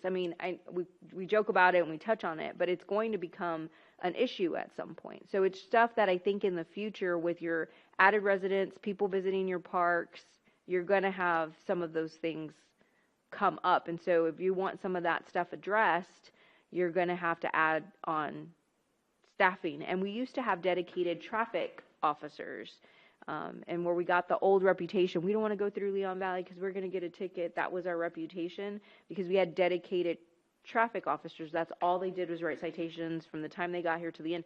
We can't have that anymore. I don't have enough staff to just dedicate their whole shifts to writing citations. And so if that's something you want to look at, it's $100,000 per officer. So if you want one per shift, that's what you'd be looking at. Okay, and I attended a CPAC meeting, not this last week, but the other meeting prior to that, and there was some preliminary discussion about the cameras, right? Yeah. And I would like to see what that feasibility and where we could fund that, if it's possible. Yeah. So David's going to bring that back, I think, one more time to CPAC with some more information, and then CPAC's going to provide y'all a recommendation. And so they'll bring that forth as an item that's coming from the committee. Okay. Thank you. Thank you. I had a question. Mr. Bradshaw, did the speed pad work in your neighborhood versus a speed The launch pad, you mean? No, it actually... So it's right in front of a stop sign. I know. Right? So it seems to, I think it's worked in the effect that people more or less come to a stop now. Whereas before, they had that whole stretch all the way from the curve at Marshall, and they're supposed to stop right there at Stebbins, but they would just blow through it and just go as fast as they can through the neighborhood. So I think generally what I've seen is people do come to a if not stop, at least a slow down over that speed pad, and then they launch and see how fast they can get to the corner. Okay. I just thought I'd ask. Well, I mean, we've had discussions about roundabouts in certain areas. I mean, to slow down, roundabouts are known to slow down traffic. We've seen different traffic calming measures, and what I'll do is I will get with Byron and the police department and see if they have some creative solutions. You're just laid out a little bit old school, so some of your streets don't have the space for roundabouts. But I'll check with them and see if there's something that is new that's coming around that we can possibly implement. See if we can slow that down. Okay. Anyone else? Yes, Ms. Bursch. Speed. The idea of raising the fees for the softball field, the soccer fields, and the pavilions, especially for non-Leon Valley residents. I agree that people think parks should be free, and the park will stay free. But to get the facilities that you want, and we have softball teams coming from all over San Antonio, and I think they should have to pay, because I've seen the work that goes into the field maintenance before every one of those games and the trash that's left afterwards. So I don't think it's unreasonable to raise the fees for renting those specific facilities and making it more for a non-Leon Valley resident. Right. I'm trying to think when we had that. About 10 years ago. I remember Mr. Gannon had recommended that we raised it was the fees. about It 10 just years didn't go ago, well. 8 years and anytime ago. we talk about, Yeah. I mean, even the community and conference center, when we brought those fee Yeah. increases, it didn't go well. Anytime we've tried to bring back fee increases, there's always, controversy regarding it. But if we've got the palette for it right now, then I will certainly bring back. And what I'm hearing is non-Leon Valley residents, because I got an idea, the Mayor. Leon Valley residents already pay the tax. So Yeah, I think for the San Antonio residents, we don't call it raise the fee, we just put a tariff on them. Okay. Yes. Okay. Anyone else? Okay. These are Thank you. preliminary Yes, discussions. We'll bring back, exactly. anytime y'all come up with an item for the Capitol or something that you want to see. We are already having internal discussions on, taking the staff utilization survey that you saw and adding those kinds of items into the budget. Again, we just don't have any idea of what our revenue is going to do for next year. And so it makes it a little bit difficult to have those conversations this early on.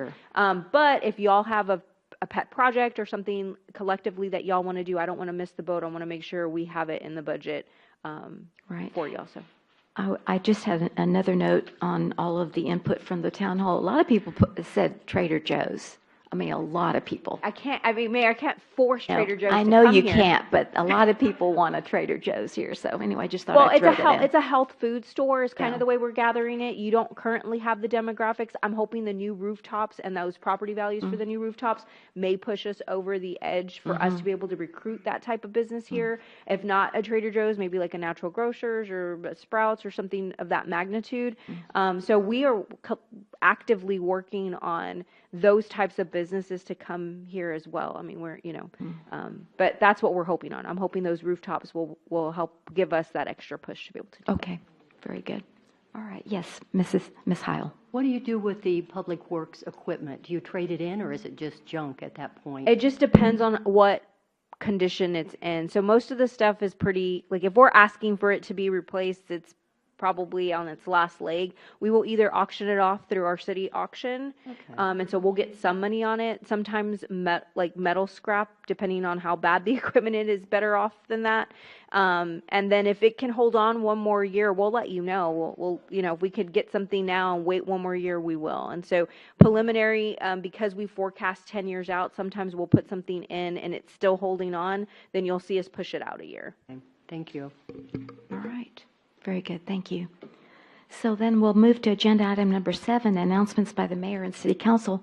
Before I do my announcements, I'd like for the council and the citizens that are here in the chamber to please join me in singing happy birthday to Councilwoman Heil. We missed your birthday on January 6th. We didn't mean to. It was we blame it on the ice. Okay, since I've got the cold, somebody else is going to have to start singing. Happy birthday to you. Happy birthday to you. Happy birthday, dear Betty. Council, place two. Happy birthday to you. Yay. Okay, very good. I hope you had a great birthday and a good year ahead. I know, I quit counting the years ago. Okay, I just have some announcements. This Thursday, we have the TxDOT meeting on Bandera Road. It's the open house. There's not going to be any formal presentations. It's going to be videos and schematics that you can look at, and there'll be people there to answer your questions at 5 o'clock, and it's going to be both in the community and conference center. So I hope to see you there, and that's going to impact us as we go into the future, because they're going to be starting to move utilities and obtaining right-of-way. So that's going to start impacting the roadway. And then, of course, in 2028, they're going to start actually redoing the street, adding a lane and whatnot. So that's going to be here before we know it. All right. I wanted to also say special thanks to the citizen staff and counselors who attended the 5-hour town hall meeting on January the 25th. We had a great turnout. Yes, we don't have, 11,000 people coming to the town hall meeting, but I've always read that people that show up, you that show up in the chambers and you that show up in the town hall, you represent like-minded people that express the same sentiment as you. So you can extrapolate it out, even though not everybody's there. But if you send a letter to the Congress, they always say that letter represents 1,000 people for that one letter. So that's where I'm coming from there. But again, if you weren't able to come, you can still get online and do the survey. But thanks to the staff for organizing and presenting the presentations. I know you put a lot of time and effort into it, and thank you so much for what you did. Let's see. I wanted to thank my colleague, Betty Heil, and neighbor John Hall for volunteering to count the unsheltered on January 28th, point in time. It was a national count, and my takeaway on the people that we had interviewed was, and I've shared this with the manager, a recurring theme from the people that we spoke to, and I didn't get it last year, but I got it this year, was foster homes. They were in foster homes. And as a result of getting out of the foster home, they didn't have a place to live. And then it was interesting because I don't really watch TV, but I happened to catch a commercial last week about adopting a foster teen. So I thought that was interesting that they're trying to maybe address that situation that way. But anyway, Close to Home is the organization that coordinated this effort, and there was a lot of people. It was a lot of people that went out that whole night, and they'll report out in May as to what the local results were. So I'll share that with you as well.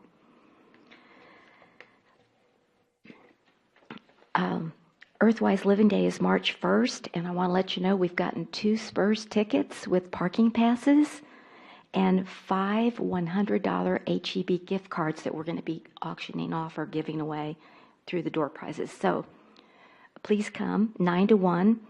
And also there's going to be that recycling, SA3 recycling. So be thinking, and I think it's online, it is online, about what you can turn in and so that they can reuse it. There's the spring brush and bulky pickup, February 24th to the 28th. And I know a lot of people have items that you need to put out. And again, 8 by 8 by 8, remember that. And then City Hall will be closed on February 17th for President's Day. And I believe that's it.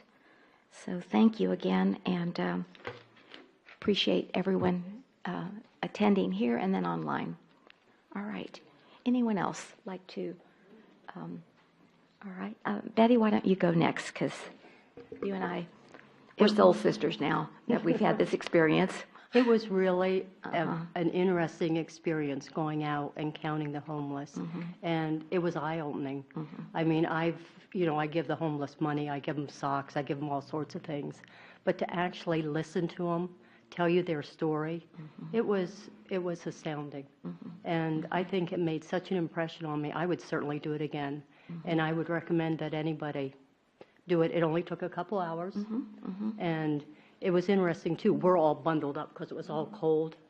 Not them. They didn't have coats on. They didn't have... It was heartbreaking. But...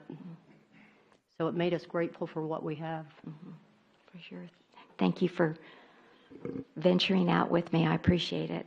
And thanks to John Hall as well. He's a Leon Valleyite. He stepped up from the town hall meeting, and he asked me about it, and I said, well, you have to register, you have to take a class online, because they want you to do it right. And he said, well, where do I go? And I forwarded him the link, and he got on it. And by Monday, he called me, says, I'm in, I can go. And I'm like, oh, that's great. And Betty and I really enjoyed having a male with us, but we also had a police officer from the SAFE unit from the city of San Antonio. San Antonio Fear-Free Environment is what that stands for. And they have special officers, and so he was with us too. So I felt very, very safe, yeah. The only time that I didn't feel safe is we had to cross Evers Road There you at go. 6 o'clock Yeah. at night. Yeah. That was the scariest part for me. I thought I was going to be killed. That's true. That's so true. Okay. All righty. Mr. Campos and then Mr. Martinez, have you had anything? Okay. So, Mayor, I'd like to highlight some things that were on the city manager's report. And the fire department needs some non-perishable foods and dry goods, diapers and formula to replenish their community care box. So if you have that, please donate that to them, and appreciate your help on that. Okay. There was something else that stuck out on this city manager's report, and it's the hiring that took place at the end of December, where Leon Valley had received, is this for the whole year, 201 applications, or is that just for December? It was for 3 months. Okay, for the quarter. And they were able to fill 27 positions. 8 of them were police officers, 4 were firefighters, paramedics, and there were 6 public works. So please tell your staff thank you for that, the hard work for getting that done. Last meeting we had before us, and I think it's on the consent agenda, the renewal for the senior citizens using our facility, and we talked about maybe it's raising the cleaning fee. Well, I went to their meeting, and I was received by Miss Shirley Jonas, very kind woman here from Leon Valley, and met a lot of the seniors there. There was about 37 seniors that were there that day, and about 7 of those were Leon Valley residents. So it's a very small number. But when they started going over their budget, I think their total budget, or their treasury report, I should say, it was like $400. There is no way that they could have sustained a higher cleaning fee than what they already billed. So I felt good about that. I felt privileged to speak to them. And so just wanted to highlight that. And then I don't know, Mayor, if you want to talk about, we started the dialogue with SAWS about the natural area, the erosion control, and the recycle line. So the conversation is just starting. So we're going to hopefully follow up with them shortly to continue to see if we can make progress out of this natural area. So. Yeah. Thank you for that. I forgot that, but that was an important meeting last Thursday. So thank you. Thank you. Okay. Yes, Mr. Martinez. And just talking about the senior center, they don't make a lot of money. Where they have twice a year, they have the senior trash and treasure. They charge $10 for a table, and they charge $10 a year to be a member. So, what do they have? Maybe 50 members, 75 members? No, I think they have like close to 250 200? members, but they don't all show up. Yeah. Yeah. But still. Yeah. 200 okay, we call it 200 members at $10. And then they have like 30 tables at the Trash and Treasure. So they don't have that big of a budget, and they are doing what what they can with it. And you got to remember, the seniors were given, or Leon Valley was given a grant years ago to build that community center for the seniors, and they had it for 20 years or 25 years, and then it became city property. So that's why they still occupy it almost for free. But they do a lot of good for the community. Thank you. All right, thank you. Yes, Councilmember Bradshaw. Yeah, I just wanted to give my prediction real quick for Super Bowl Sunday. If anybody wants to go to Vegas and win some money, I'm going to say Philadelphia 41, Taylor Swift's boyfriend's team 27. No way. Go Birds! Okay. Did you have anything, Yes, Mr. thank you, Mayor. Orozco? I usually don't root for the Eagles, but I will this time. And of course, the football pod as well. I wanted to give a shout out to the CPAC. We got some members here. It was an excellent turnout that we had last time. And the chief gave a great presentation, and Lieutenant Kay and our members, and we had a good community turnout. And hopefully we can expand a little bit more as we go on. So I'm pretty enthusiastic about that. Thank you, manager, for showing up. My husband's a member, and he said it was the best meeting he's ever been to. I mean, he just came home just blah, blah, blah, blah, blah. No, it keeps getting better, and Yeah, we're he just working loved on it. So thank you for and that. Hopefully, Yeah. Can get it, And all the systems. thank you. I appreciate your leadership on that committee. Thank you. Before I forget, I just opened my mail, and I want to give a shout out, and I think you did already, Manager Caldera, but I got letters from the Texas Municipal Clerks Recertification Program on both Lisa Hernandez and Sandra Basile for recertification as a Texas registered municipal clerk. And so congratulations to both of them, and here's their letters, and so I'll make sure that they get those. Okay? So thank you for their their leadership in those two areas. Okay, City Manager Caldera, you're next. So the city manager's report, I did email it to y'all today at 2. So hopefully when you get your, Haven't gotten it. I know. Yeah. So that leads me to the addition is the city is migrating over to Microsoft Office 365 Business. And so with that migration, it's messing with the email. Some of our emails, especially larger emails, are getting caught in the server and they're populating a little bit late. So if you've sent staff an email, please, if you don't hear a response from us, please resend it. Hopefully we'll get everybody set up. We're predicting that we should be all good and ready to go by the end of the week, crossing our fingers. But there's a lot that goes into that migration. And so we appreciate the council giving us the money. We're just trying to complete the project. So Certainly. thank you. Thank you. I know it's been a major, major project. Yeah. But thank the council very much and thank the citizens for giving us the upgrade. Bet. All right. That's it. That's it? Okay. Very good. Consent agenda item number 9, 9.1 through 9.4. Is there any member that would like to remove any of those items for discussion? If not, may I please have a motion and second?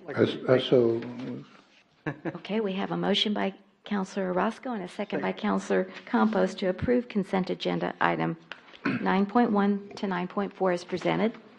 All those in favor say aye. Aye. Any opposed? The motion does carry. We move then to the regular agenda item. We have already taken 10.1, so we'll move to 10.2. Discussion and possible action on a resolution of the City Council of the City of Leon Valley ordering and establishing procedures for a general election to elect 3 City Council members, place 1, 3, and 5, by the qualified voters of the City of Leon Valley, authorizing the mayor to enter into a joint election agreement with the Bexar County Elections Administrator for the conduct of the election, providing details relating to the conduct and administration of the election, authorizing the use of the Leon Valley Conference Center on May 3rd, 2025 for Election Day voting, and designating the Leon Valley Conference Center located at 6421 Evers Road, Leon Valley, Texas 78238 for early voting from April 22nd through April 29th, 2025. There you are. Oh, Miss Mayor, you gotta read Besley, it. I will- You gotta read it I- in Spanish too. It says. Now, who wants to, can you do the Spanish? Yeah. but Okay. it's kinda slang. Okay. No, we don't have to. Okay. Okay. Do you, No, it do I just need has to, do I need I to? wanted you to do it. Okay, I was going to ask, I have right here, Philip or Ray, is what I put. So, okay, well, then we'll just ask Ms. Postlewaite to please present. Thank you and Luckily, welcome. the only requirement is that we post it that way. We don't have to. Okay, very good, thank you. So yes, here we are again. Seems like these are coming around faster and faster, but. I know. There's been a couple changes with this one. I'm going to go through this part pretty quickly because it's the same as every year. We're going to ask that you, well, that's the first change. Normally, we ask that this council authorize the city manager to negotiate the contract, go into the contract. But at our election law seminar 2 weeks ago, we learned a few things that have changed. If we did that and you had a recount or something, it's her election. She has to pay for it, not the city. So the mayor is the only one who can authorize the negotiation of the contract I and thought and that was actually new. I sign thought, it. what? Okay. No, here Yeah. it's been the city manager. So Okay. that's the first change, so I'll go through the next. This election is to, as you said, to elect place 1, 3, and 5. And to designate elections administrator. Right now, today, for another month, or the end of this month, we have Jackie Callanan as the elections administrator. Her last day was last week, but they convinced her to stay another month because they I saw just that. started with their interviews. We've changed that, taken her name out and just put the elections administrator in this contract. And this is also to authorize the use of the conference center. Bexar County is in charge of the election, judges, the machines, all of that comes with our contract. You have several ways you can vote. One is by mail, and the deadline to register or to apply for a mail ballot is, bless you, April 22nd. April 22nd? And it has to be postmarked by 5 o'clock that day.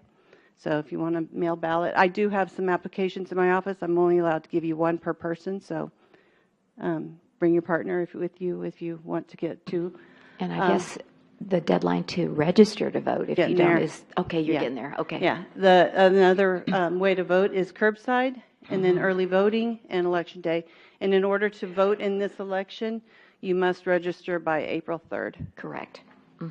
Thank you. Yes, ma'am. We had an entity meeting yesterday, and so far we are at 51 poll sites. They do want to reduce that because it's about $9,000 per poll site that they have to pay just for the use of the building.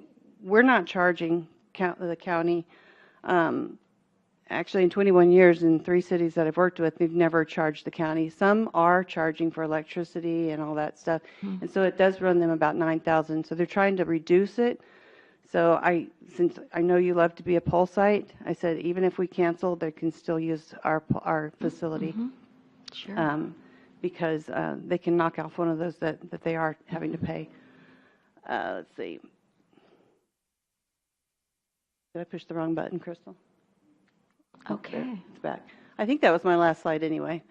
But so one of the other changes that you can turn the lights on.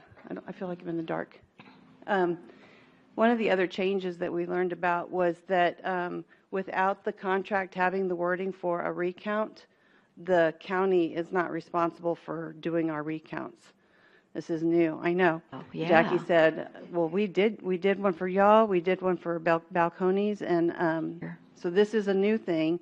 And if it's not in our contract, you do have to pay for that. And that's renting the machines and everything. So I contacted Jackie when I got back in from the conference, and she hadn't heard of this. And so on behalf of the Alamo chapter, we did reach out, and she's now got the legal team working on it. So there will be another resolution coming with that amendment. Well, it's not going to be an amendment. You can't amend a resolution, but there'll be a new resolution with that new Where the portion. county will be responsible for recount. Yeah. Okay. Yeah, you don't want Yeah. that. No, I know. No. And so I'll be coming back once their legal team has finalized that wording. But for now, we've got a contract and. I mean, it has to be the county elections because she's got the ballots. I know. And that's what we. But yeah. you wouldn't have that for a recount. A recount is Yeah. completely different, and we would have to pay for all of that, the machines, the ballots, all of it. And Okay. I don't want to do that. So you'll be seeing me again with that. Okay, very Actually, we'll good. probably put it in consent because it's just going to be the Mhm. amendment adding the Sure. recount. Okay. And that's it. I have a lovely order of the election that you each get to sign before you leave tonight if Okay. you approve this. Which we will, I'm sure. But I just want to say something I learned, and I shared it with the Dr. Caldera, is that they moved Fiesta. Oh, yes. And so that May the 3rd is the Flambeau Parade, and the day before is the Battle of Flowers Parade. There's a Just lot. wondering how that's going to impact voting. But Well, anyway. we talked about that yesterday. Yeah, One of the okay. other things is we were supposed to start early voting on the 21st, but that's San Jacinto, San Jacinto Day? Jacinto. Whatever, Mhm. that. And of course, all the cities, all the entities that were there, not one of us is closed, but yet there's no voting that day. And then the other thing was the whole Fiesta thing, and they said that the election results that night will be late I because a bet. lot of those poll sites are going to be blocked off, and they got to get their tickets back in, all their machines back in before it can be Mhm. recounted or counted. Yeah. So just expect a delay in results that night. And the parade is not going down Broadway. It's going back down Lexington in front of our office again this year. I can't believe it. We thought it was going to So go we're all back to coming there? Broadway. If you want To to, watch the you parade? can. Okay. We kept thinking it's not going to be there anymore, but because Broadway's finished. But I don't know what they did. They decided to keep it on Lexington and Maine. Well, and there's a lot of poll sites there that, for reasons, there's maybe one or two people that vote at them, but they're keeping them open because people have insisted on keeping them open, and those will be blocked because of the parade. Oh my goodness, it's going to be a mess. Okay, all right. Come to Leon Valley and vote. There you go. All right, so what is the pleasure of the council on this item? Mr. Orozco. Yes, Mayor, thank you. I'd like to make a motion to accept 10.2, authorizing the mayor to enter into a joint election agreement with the Bexar County Electronic Administration. I'll second that. All right, we have a motion by Councilor Orozco and a second by Councilor Martinez to approve regular agenda 10.2 as presented on the election. Any further discussion? All those in favor say aye. Aye. Any opposed? The motion does carry. Thank Thank you, Sandra. And I've given you your letter too. Congratulations to you and Lisa on your recertification. Number 11, are there any agenda items, future agenda items that the council would like to see? I noticed on the last, when I read the minutes for the last, I think Mr. Martinez wanted vaping, so that was the 18th, okay. And I believe we're going to have the audit. Yes, Next. you will have the audit, and we just went over the agenda this morning. You'll have the audit, Mr. Martinez's zone change, and there was one more that came up this morning. Yeah, Roka, what was your item? Oh, the the Zazamore Creek cleanup. Okay, all right. So Sounds we have, good. so far, that's what we have right now. Thank you so much. Anybody else? Future agenda items? Okay, sounds great. So with that, we move to adjourn at 8:28 on Tuesday, February 4th, 2025. Y'all take care, and we'll see you soon. We'll see you at the next meeting on February 18th. Good evening.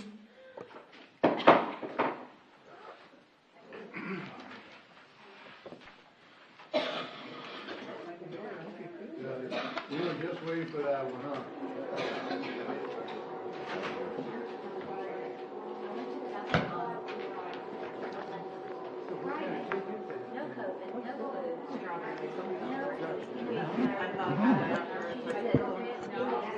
I'd like to so much,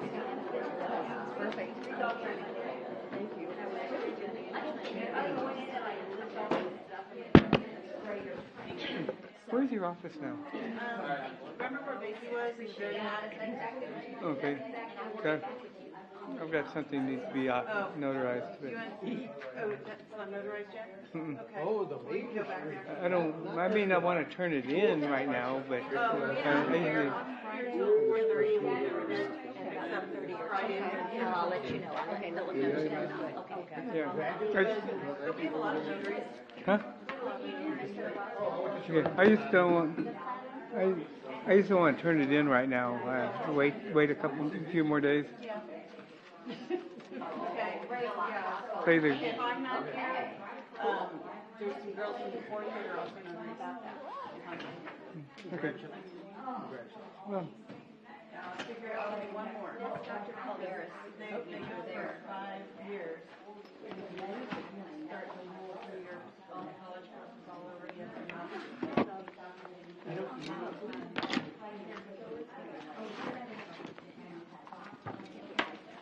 Now let's go get our computers. Oh, I got mine.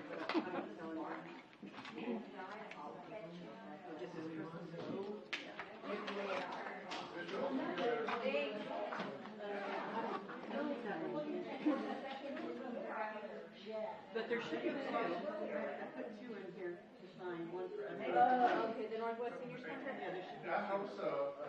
Fly Eagles. Go Birds, go Birds, go Birds. Sandra, I read the, let's see. Hold on, that's. For the treasurer. Thank you for remembering my birthday. Aw, they always remember. Oh, were you named? There's highway. It is there with you the first time they met. I have to use it up. Those highway from the name of the thing. But I think you just have to do it. Now that she's been there. Okay. You can email that one, you know, you can learn. And I'll find out. Am I gonna do the grantor? Which one is this? The contract for the, rural superintendent? I wasn't sure. That's his. Okay, and then on this one, I think so. Sandra, we had more people than Drew Carolyn, Elaine Valdez, and Hilda Gomez speak. It wasn't recorded. I've got them all. Do you? Yes. If you'll give them to me, I can. Can I do that? Yeah. Do I still sign it? You can, because that's because remember how the video's acting out? Yeah. I also couldn't even I log took a in. list of it. In fact, somebody called me. I did not know. I really appreciate you taking notes at the town hall. Yeah. I just like to know what people say, so I've got it at my desk. Well, yeah. And I know there's more than 4. Well, and I counted on the recording, but are you doing these? The Rofila? The grant agreement, I don't remember, because he's just got it. America's. Did she sign it for that, or are you? Yeah, So she just signed it? Yeah, she's there on that. You're the grantor, I'm the city manager. Yeah, I missed a lot of names because, well, first off, we didn't announce names. She was asking about the town hall minutes. I did it off the recording, but it didn't record the meeting. I have a list of names, but I have a list of names. It's on my desk. Well, we talked about it, and I said, I really like that one. We did the community center, we had a night stands, and people actually walked up and said their name. yeah, it's kind of hard to get all that. People don't like saying their names. And then you got to put where they live and their name every single time we talk. Like, we know by now, you've already spoken sometimes, but yeah, I get it. But yeah, we didn't get those. Oh, I'm over here.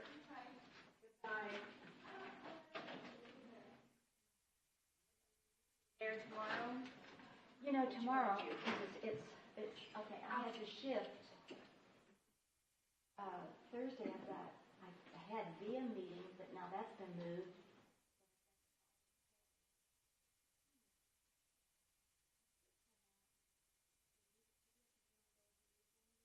Or we could just talk, but I'll be here Thursday. So tomorrow, I'm taking Betty. Do you have something on Thursday? I have, but in the afternoon. Yeah, I would come before the 5 o'clock meeting. That's what I have on my calendar. Yeah. Text me. Yeah. Okay, I'm like, I know I have something in the evening, so yeah, Yeah. before that. I mean, Okay. it's up to you, whatever you want to do. Okay, let me give you a call in the morning. Does that sound Yeah, good? that's fine. And Whatever you want to do. I feel so. It's an off-council week. I mean, I have like our I'm a preliminary. fish draft. out of water without my computer. Oh, you have no idea. Well, hopefully Daniel will give you it right now, Mayor. So Oh, at least you'll have okay. But then I need to know.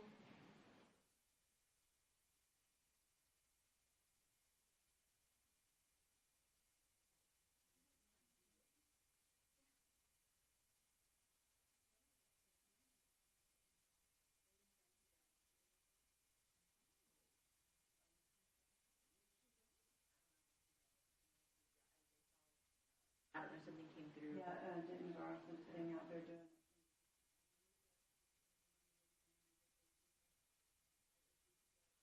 I don't know what was. Dan Santee's wife. Yeah. They were both partners. Yeah, remember it? She was young. Did that Yeah. SNL slip?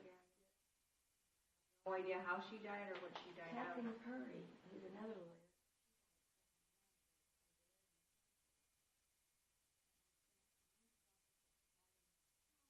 Dr. Zanaris has, right, ovarian cancer.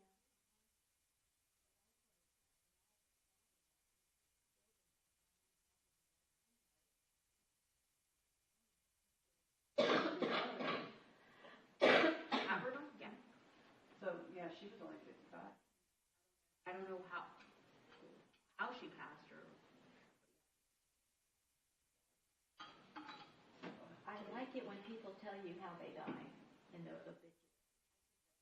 Important. Do you? I do. Well, I'm especially when they're young. Especially when they're young. I'll be sure to put mine in there.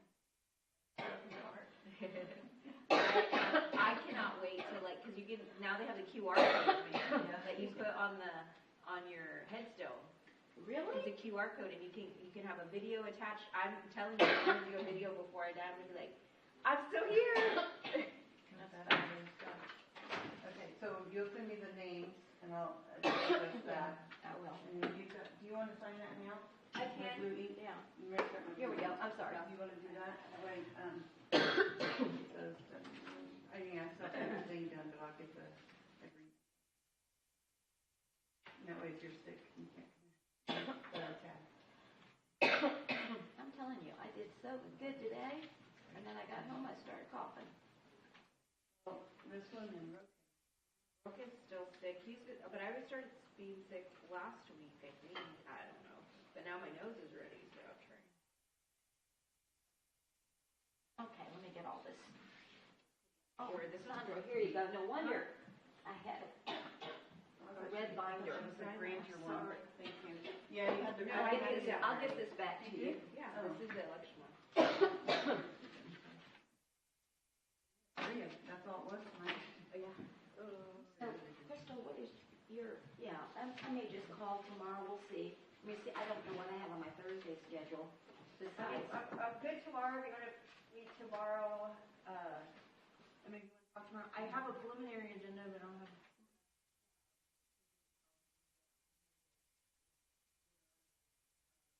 Everything's a little delayed because of the migration. So should I go get my? you can. I told Daniel still, or he was still in there. Gosh, I didn't know Megan Santee died. Was that in the obituaries today? No, I saw it in an email. You forwarded it to me?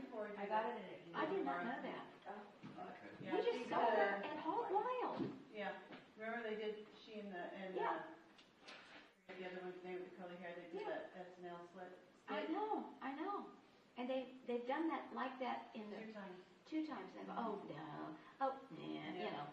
It's kind of cute. And if you know what they're doing. Yeah, if you don't know, Yeah. some of the people at my first table, Yeah. they're like. I probably didn't know what they were doing. I just kind of thought it was cute.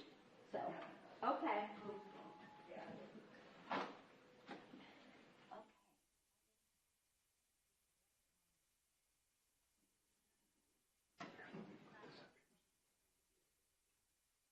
I'm going to keep that out just in case. Let me go put this up real quick. Okay.